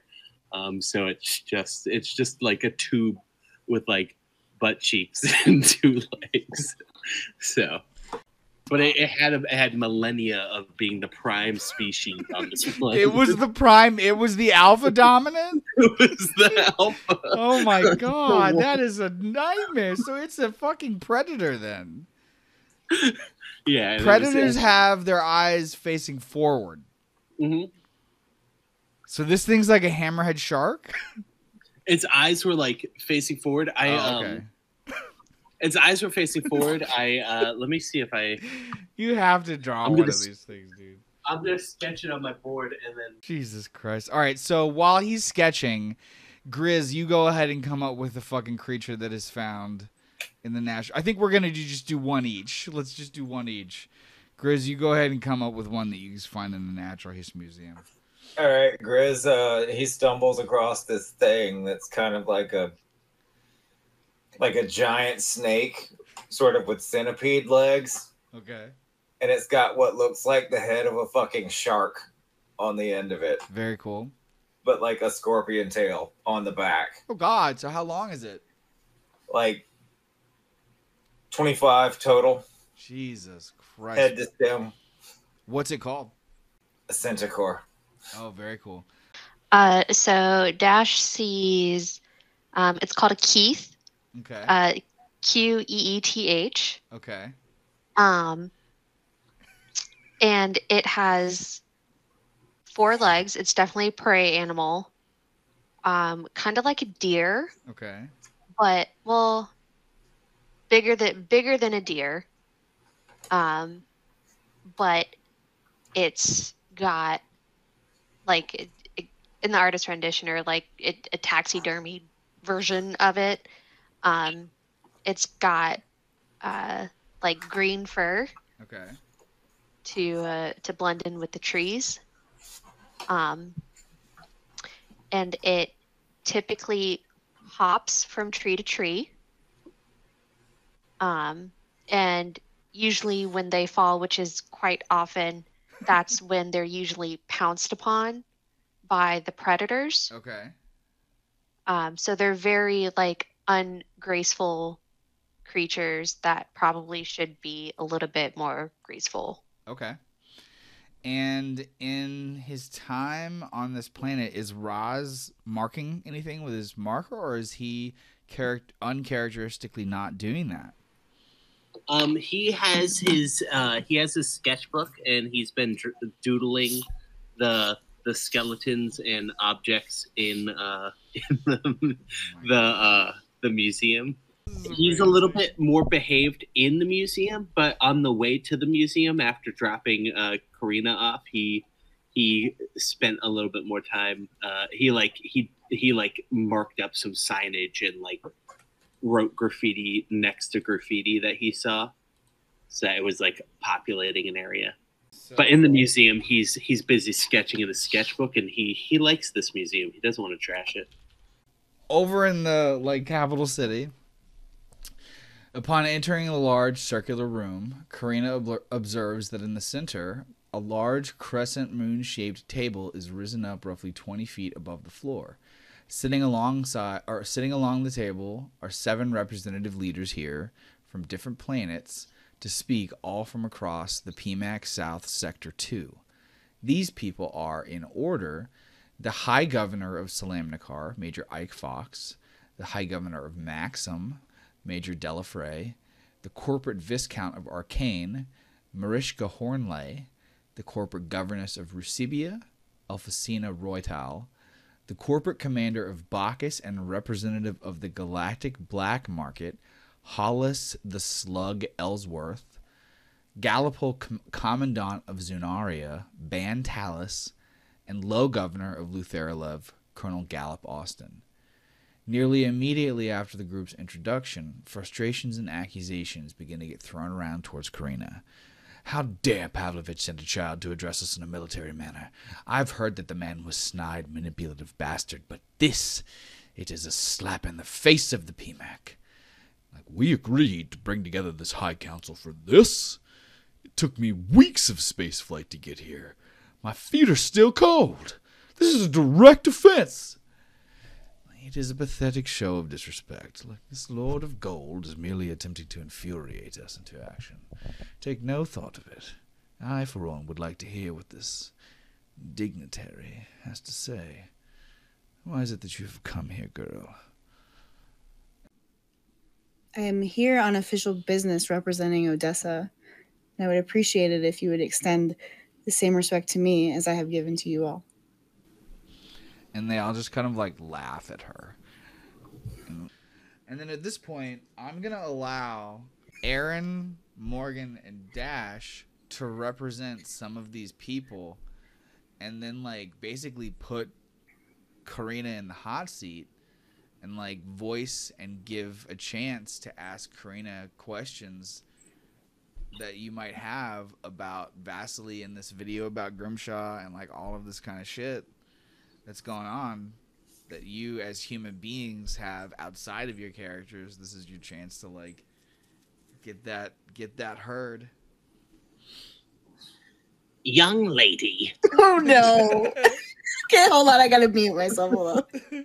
Am I to believe that you want us to think that some Marine came down and turned into an alien and destroyed your whole culture? Are you insane? What respect have you shown us by bringing yourself here instead of an adult? We have visual documentation of what happened. I don't know where the disconnect is. Visual documentation can be fake, young lady. It's not faked. I wouldn't come here with fake information. All of a sudden, this guy stands up and he's like, show us.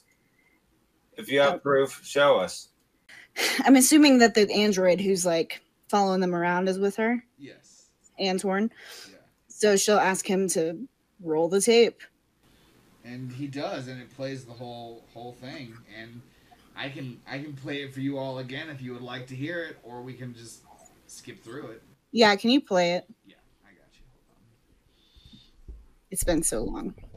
We have so far celebrated both what we have and what is to come. But I know that you have not all come to listen to me simply announce a new leadership and praise your personal victories of survival. I know many of you, most of you, have come today seeking answers, wondering why what happened to our city happened, wondering who was the cause. Up until now, intelligence from Odessan leadership has been quiet, instead focusing on recovery, rebuilding. I know this has been frustrating for so many of you, and I thank you for bearing with us. Today, I will reveal to you those answers. Today, you will know the truth. The visuals you are all about to see are shocking and graphic. I do not show them to you to elicit fear.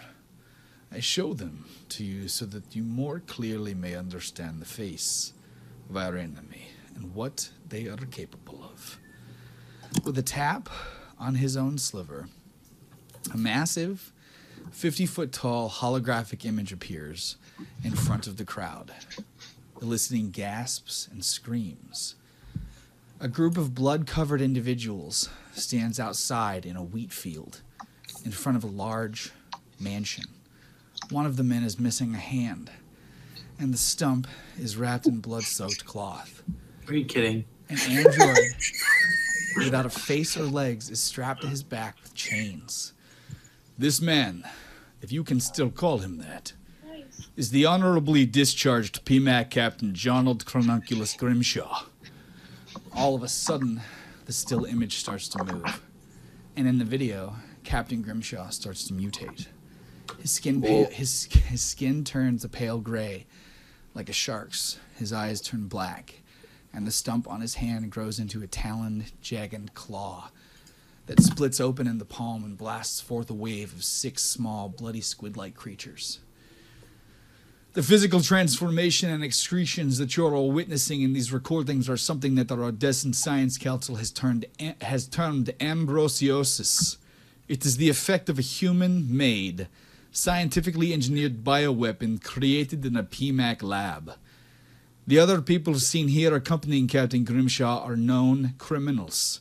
First Private Layla Briggs, a soldier who went AWOL from the illustrious PMAC Medicorps over 2 years ago.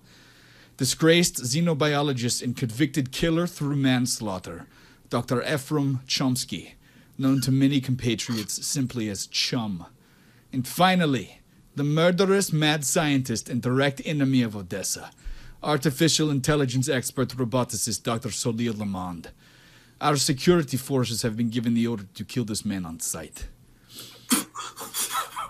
What?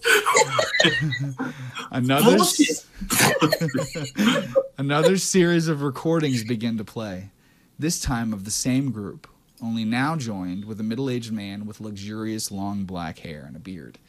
The man is mostly naked but otherwise covered in mud and leaves. He carries a massive obsidian greatsword over his shoulder. No longer outside of a mansion, the group is instead shown to be inside of the Great Golden Cathedral. The footage is of them indiscriminately killing wave after wave of Odessan security guards as they make their way deeper and deeper into the building. Just over a year ago, this terrorist cell attempted a coup within my home. The news of this was public knowledge. I can confirm now that what we experienced during the night of pain were compatriots to this Captain Grimshaw, highly trained agents of, I believe, the PMAC itself, who used their bioweapons on our fair city to help free the captain and his squad of Reapers, who had been under our oversight as prisoners. They did this to cover up his failed attempt and to stop us from finding out the truth. That the PMAC is using genetically engineered bioweapons in an attempt to destabilize USAR worlds in a tactically strategized and highly targeted Cold War.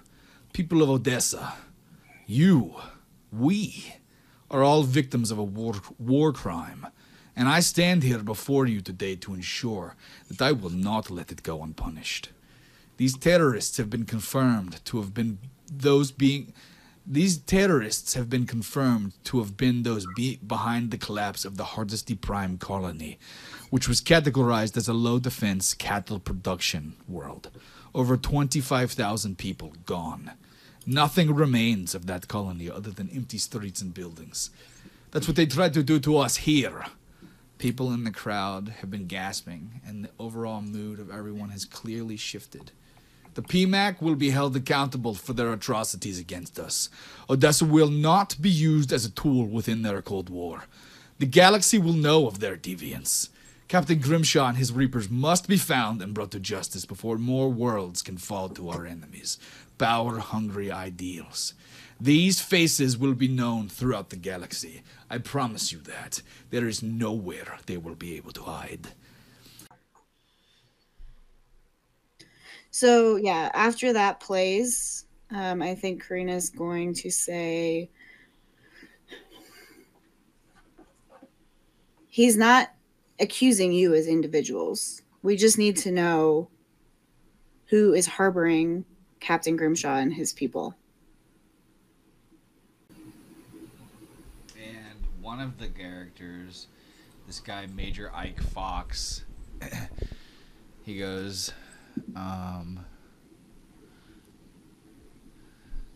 it's only recently been drawn to our leadership's attention on Earth by Gallipol Marshal Station from the PMAC world of Chinson that this man, Captain Grimshaw, was responsible for a colony bombing that took place there back in August of 2175. Over 400 were killed during the event. The ship in question was a stolen M52 class military warship that had been designated the Gorgon at the time of its disappearance. The ship is now believed to have changed its call sign to represent the name of its captain and goes by the call sign Cranunculus. So this man has been known to attack PMAC worlds as well.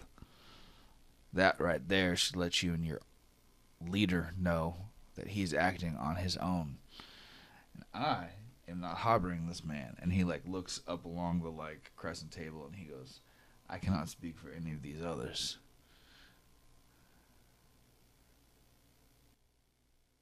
So I have never heard of this man before today. But if he was in my airspace, he would be shot down instantly. Maybe someone's protecting him.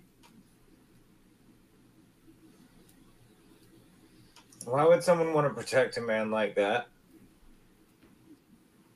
It depends on who he's taking orders from.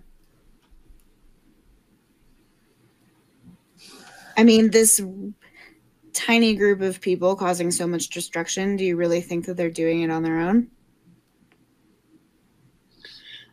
Well, if they were doing it on their own, it would be a mighty expensive endeavor. How have they gone through so many airspaces and escaped your planet without so much as a scratch? And one of the other ones I went through boot camp with Captain Grimshaw here on this planet. I haven't seen him for years, but the man I knew was a good man. The man I knew wouldn't do anything that showed the man I knew wouldn't do anything that showed on that video. How do we know it isn't an android wearing a face designed to look like him or a clone? There's been rumors. We've all heard them. There's cloning technology that exists. How do we know it is one of these things? How do we know that it's not someone wearing a face mask that's digitally designed to mimic his face on a video feed? The man I know wouldn't do anything like that. And the guy leans back. So the man you knew, was he able to shoot organic matter from his hand like that? I mean, that video is not doctored. We've had experts look at it. Do you think I would bring this to you without having checked it? And I mean, you can ask Torn here, which he's not here, but she would motion to him and say, those monsters were absolutely organic. They were not from some kind of synthetic. He killed how many did he kill? 1,000 of them? 37. Oh, he killed 37. Sorry. He killed 37 of them. Yeah, and Torn nods and he steps forward and very succinctly, and he just is with his prodigiously large hands. Prodigiously large hands. He waves them both out in front of his body, and he's like, Salamnikar High Council, PMAC, it is a gracious honor for me to be here. And he leans down way too low, bowing too deeply, and then stands up and he goes, the girl speaks the truth. The creatures are real. I do not know this man, but the monsters that he's projected, if they grow to become what I have fought, they are truly a nightmare. And he just kind of steps back. Lord Vasily also knows this man as the person who tried to storm our home. There have to have been facial scanners confirming that was Captain Grimshaw. That raises an interesting question. We would like to analyze your data just to make sure that your timestamp and timing actually makes sense to the predicament that you have recently undergone.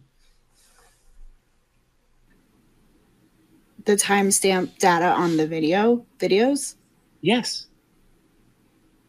Every bit of code is embedded with information as to when and where it was shot. You analyzing your own data does not give us any reason to believe that you're not skewing the data in your favor. I agree, young lady, your story is highly improbable. I mean, it's not just my story. If you need the data, you can have it. We would appreciate that. Yeah. Thank you. So Karina happily gives the data over to like a assistant who comes and walks over and collects it and brings it over to the group. I have one question over here. If Grimshaw's the main villain, I know what you're gonna say. You already, like, no, it's okay. Like, you didn't even need to start talking. I don't even like. Just why is the roboticist your main target? That just seems like blatant hate for anything that is robotic. Also, if it's bio-organic material, as you claim, that's not robotic. Why the fuck is he being targeted? Okay. Dr. Salil is responsible for the murders. No, it's okay. Work it out. How many Bogatyr did he kill? Like 20? It was like a whole team. Single-handedly. Salil didn't kill anyone. Single-handedly, he killed 6. Okay, hold on. I'm like fanning my face because I'm so hot. This is the funniest shit. You didn't even need to start talking, and I knew. All right.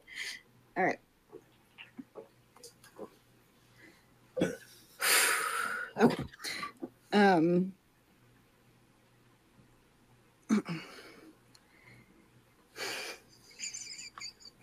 Why would he ask this? Is he like a roboticist himself? He took it personally? No, I'm a mechanic, ma'am. Okay. She's talking to Hollis the Slug Ellsworth, the corporate commander of Bacchus and representative of the Galactic Black Market, Hollis the Slug Ellsworth. Okay.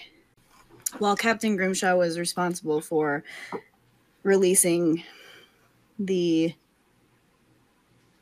mutated monsters, Dr. Salil himself was responsible for the deaths of at least 6 of our Bogatyr soldiers.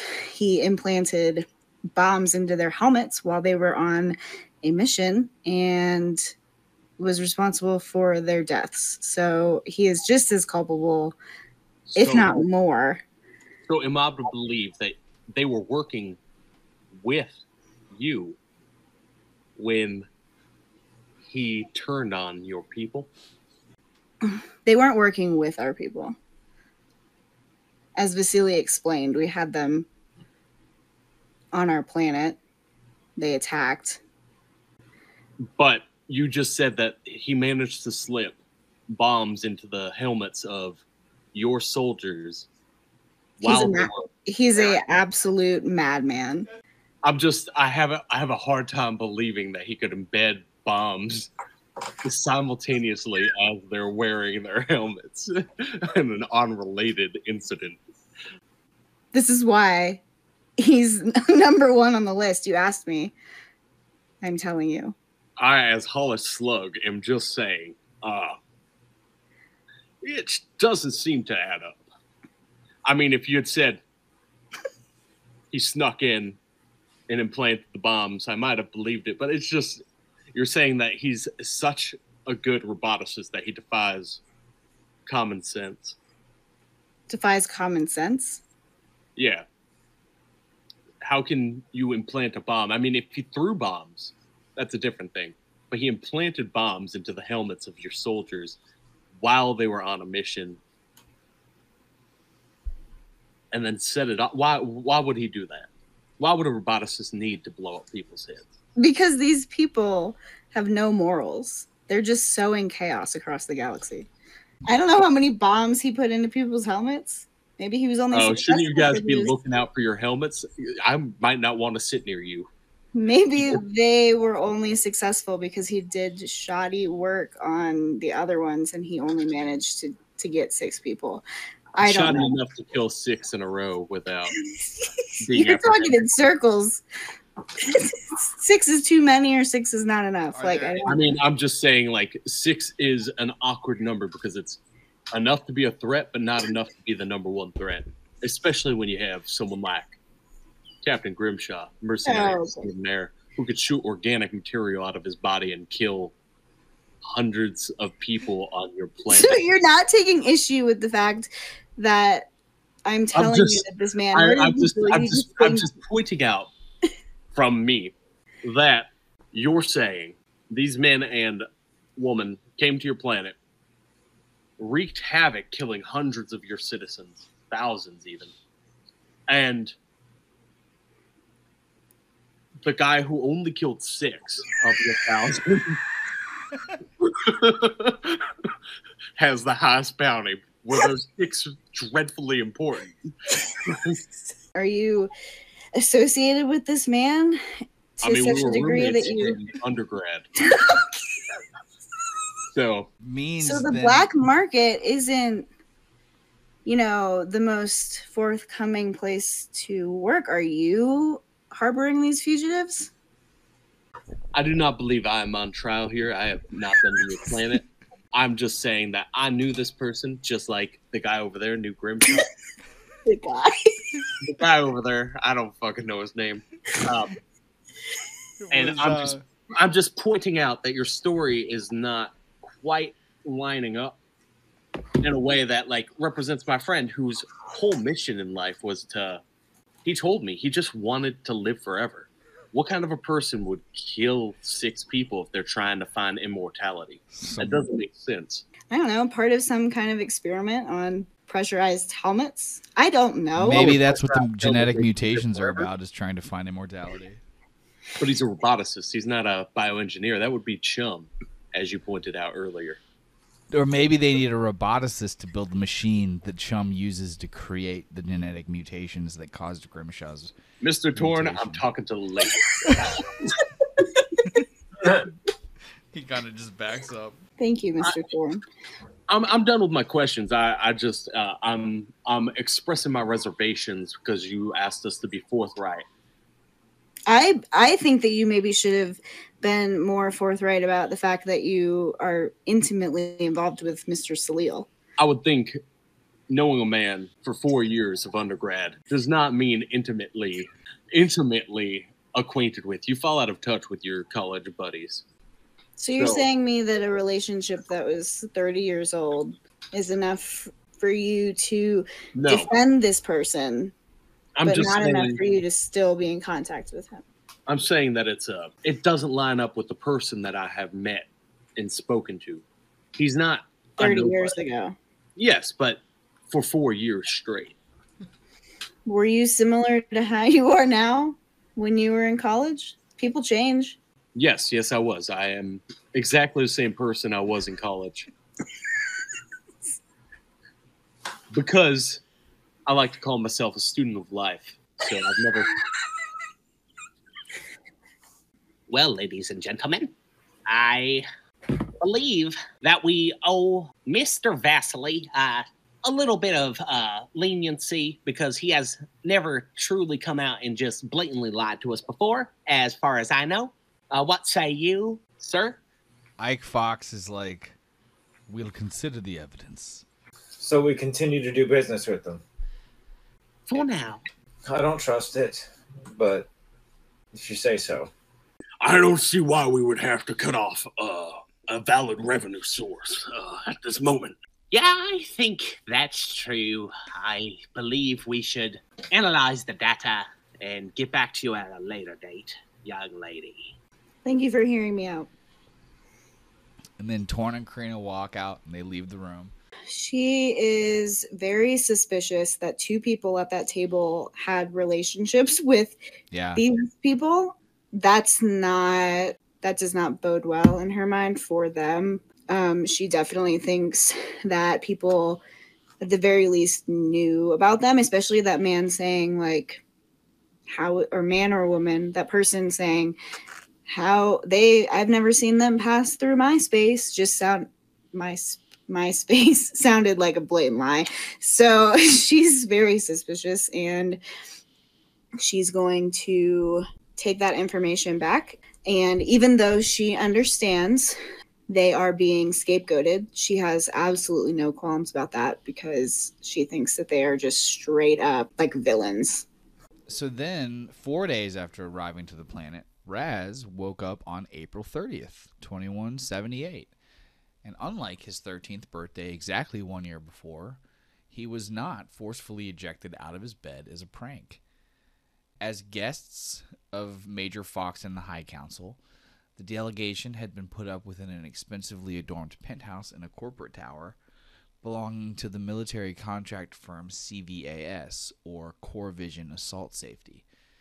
How does Roz celebrate his 14th birthday? What, if anything, does everyone get Roz for a present? And during their 2-week stay, what does anyone do while they're on the planet? And are there any good lore, flair, or characters or history that you would like to add to the world before we move on to wrapping tonight up? Karina's definitely going to give him a like miniature fossilized rendering of the big bird. And she probably consulted Dash about that. Dash gets him a little tin of gouache paints, and it's more of the colors that are, I guess, more native to this area. Grizz gets him like an assortment of canisters for his finger spray paint nozzles, like different colors, so you can kind of do like tie-dye stuff. This is fantastic, guys. I did hear that they have a amusement park here. It's called Bing's Dominion. Really? I don't know why that's so fucking funny. I think it would be really fun. I feel like I'm a couple inches taller, so I can ride some of the bigger rides now. I feel like you're gonna be disappointed, kid, but we can give it a go. Could you give me some like platforms? There you go, right there. We can get you some platforms, put some newspaper in the motherfuckers. You're good.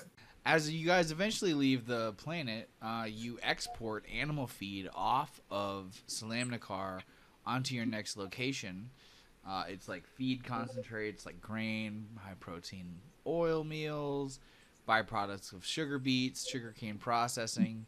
You leave Salamnikar on May 10th, and 2 days after departing the planet, just as everyone begins to settle back into their spaceflight routine, Karina wakes up on the morning of her 15th birthday.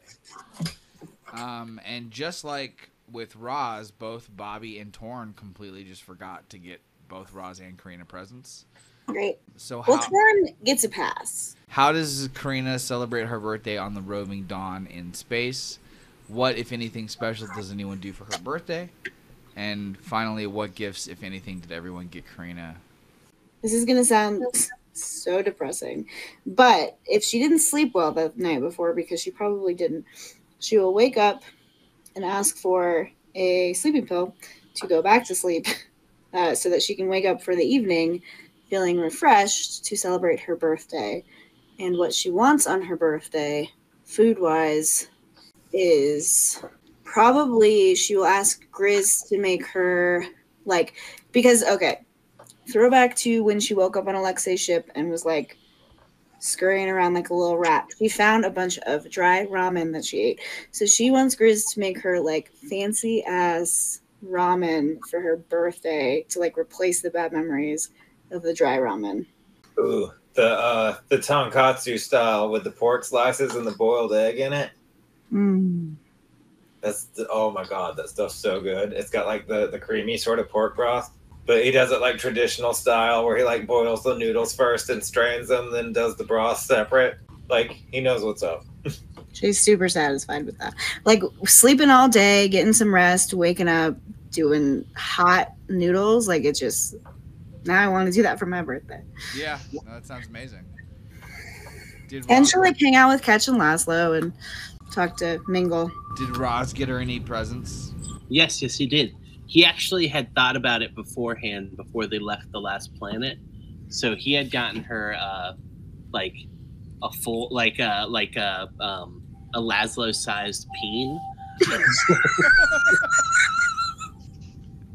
A Laszlo size? Oh my god! Is it a stuffed animal? Yeah, it's like a full scale like plushy peen, because he felt bad that she didn't get to go to the museum with them. God, So- thank God it's not a robot. No, it's not a robotic peen. That would be a different thing. And then he also, like, looking at how it was made, has spent time like stitching together a Laszlo and Ketch as well, that are like smaller, riding on the back of the beam. She will treasure it. And it's really soft, and like if you, like, its legs like straddle around, so it's like a seat on the ground, but you can put it on your bed, and it gives you like a cushion that you can. Oh, it's like a husband thing, like the arms. Yeah, like the arms, but it's with its legs, because it doesn't have arms, so it's just it's lower torso. All right, she'll put it on her bed. Someone is inevitably encountering a live peen. Live peen.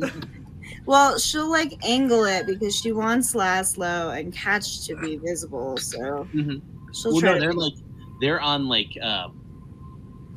they're like sitting like up towards the top of its non-existent neck, Okay. and are like just sort of like arms over its rounded head and like stitched in like little stuffed animals. Okay, so she's They're gonna visible. want to know how Ketch is gonna be fine with it. He probably would want to play with it like a toy. But how does Laszlo feel about that?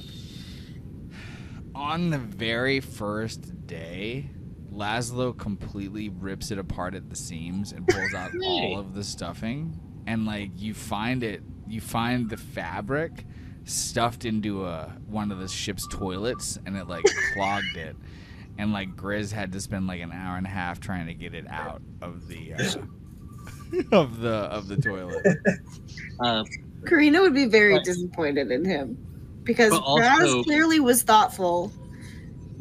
Laszlo, It's is also dumb. not ruined, because like we just watched that shit. He'll Yeah, stick it back together, stuff it with something a little bit sturdier, and then he will also make Laszlo his own. Even the bits that have been marinating in toilet juice. You wash it in like an industrial washer dryer with this. she's not gonna want the second version of it. After you like chastise him for it, after he sees that she's disappointed, he doesn't go after the second one, though everyone notices very quickly that like he doesn't really like actively try to spend time with the tiny one either. Okay. Thanks, Raz. That's very thoughtful. I can tell you put a lot of work into this. Yeah, no problem. I really enjoyed it. It like, I figured this was like a similar gift to what you guys gave me my first birthday with the cool hat you gave me, but I lost. No, we lost the hat on the night of 1,000 smashes, I think. Yeah, that's when it was destroyed. Dash pushes over her gift to Karina, and it's like a white shawl with super ornate, really beautiful, pretty gold embroidering of the wingspan of the bird. Aw.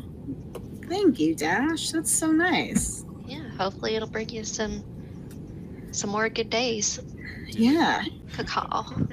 She's gonna be making direct eye contact with Raz while she does it. Why are you guys cacaing it? We told you about the bird. Yeah, I mean, but I'm not a bird. What the hell is that? I'm a He's real not boy. a believer, Karina. He'll never get it. He'll never do it.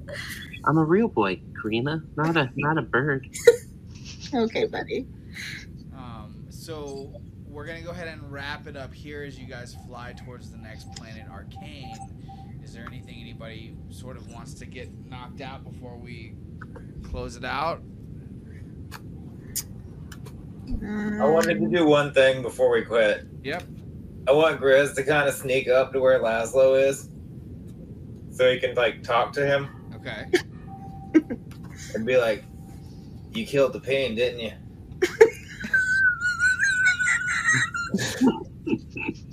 And Laszlo just like looks up at Grizz with like his one eye and like winks at him, and then just like snarls and like gives Grizz a little fist bump. Nice, my man. One eye, is he blinking at him or winking?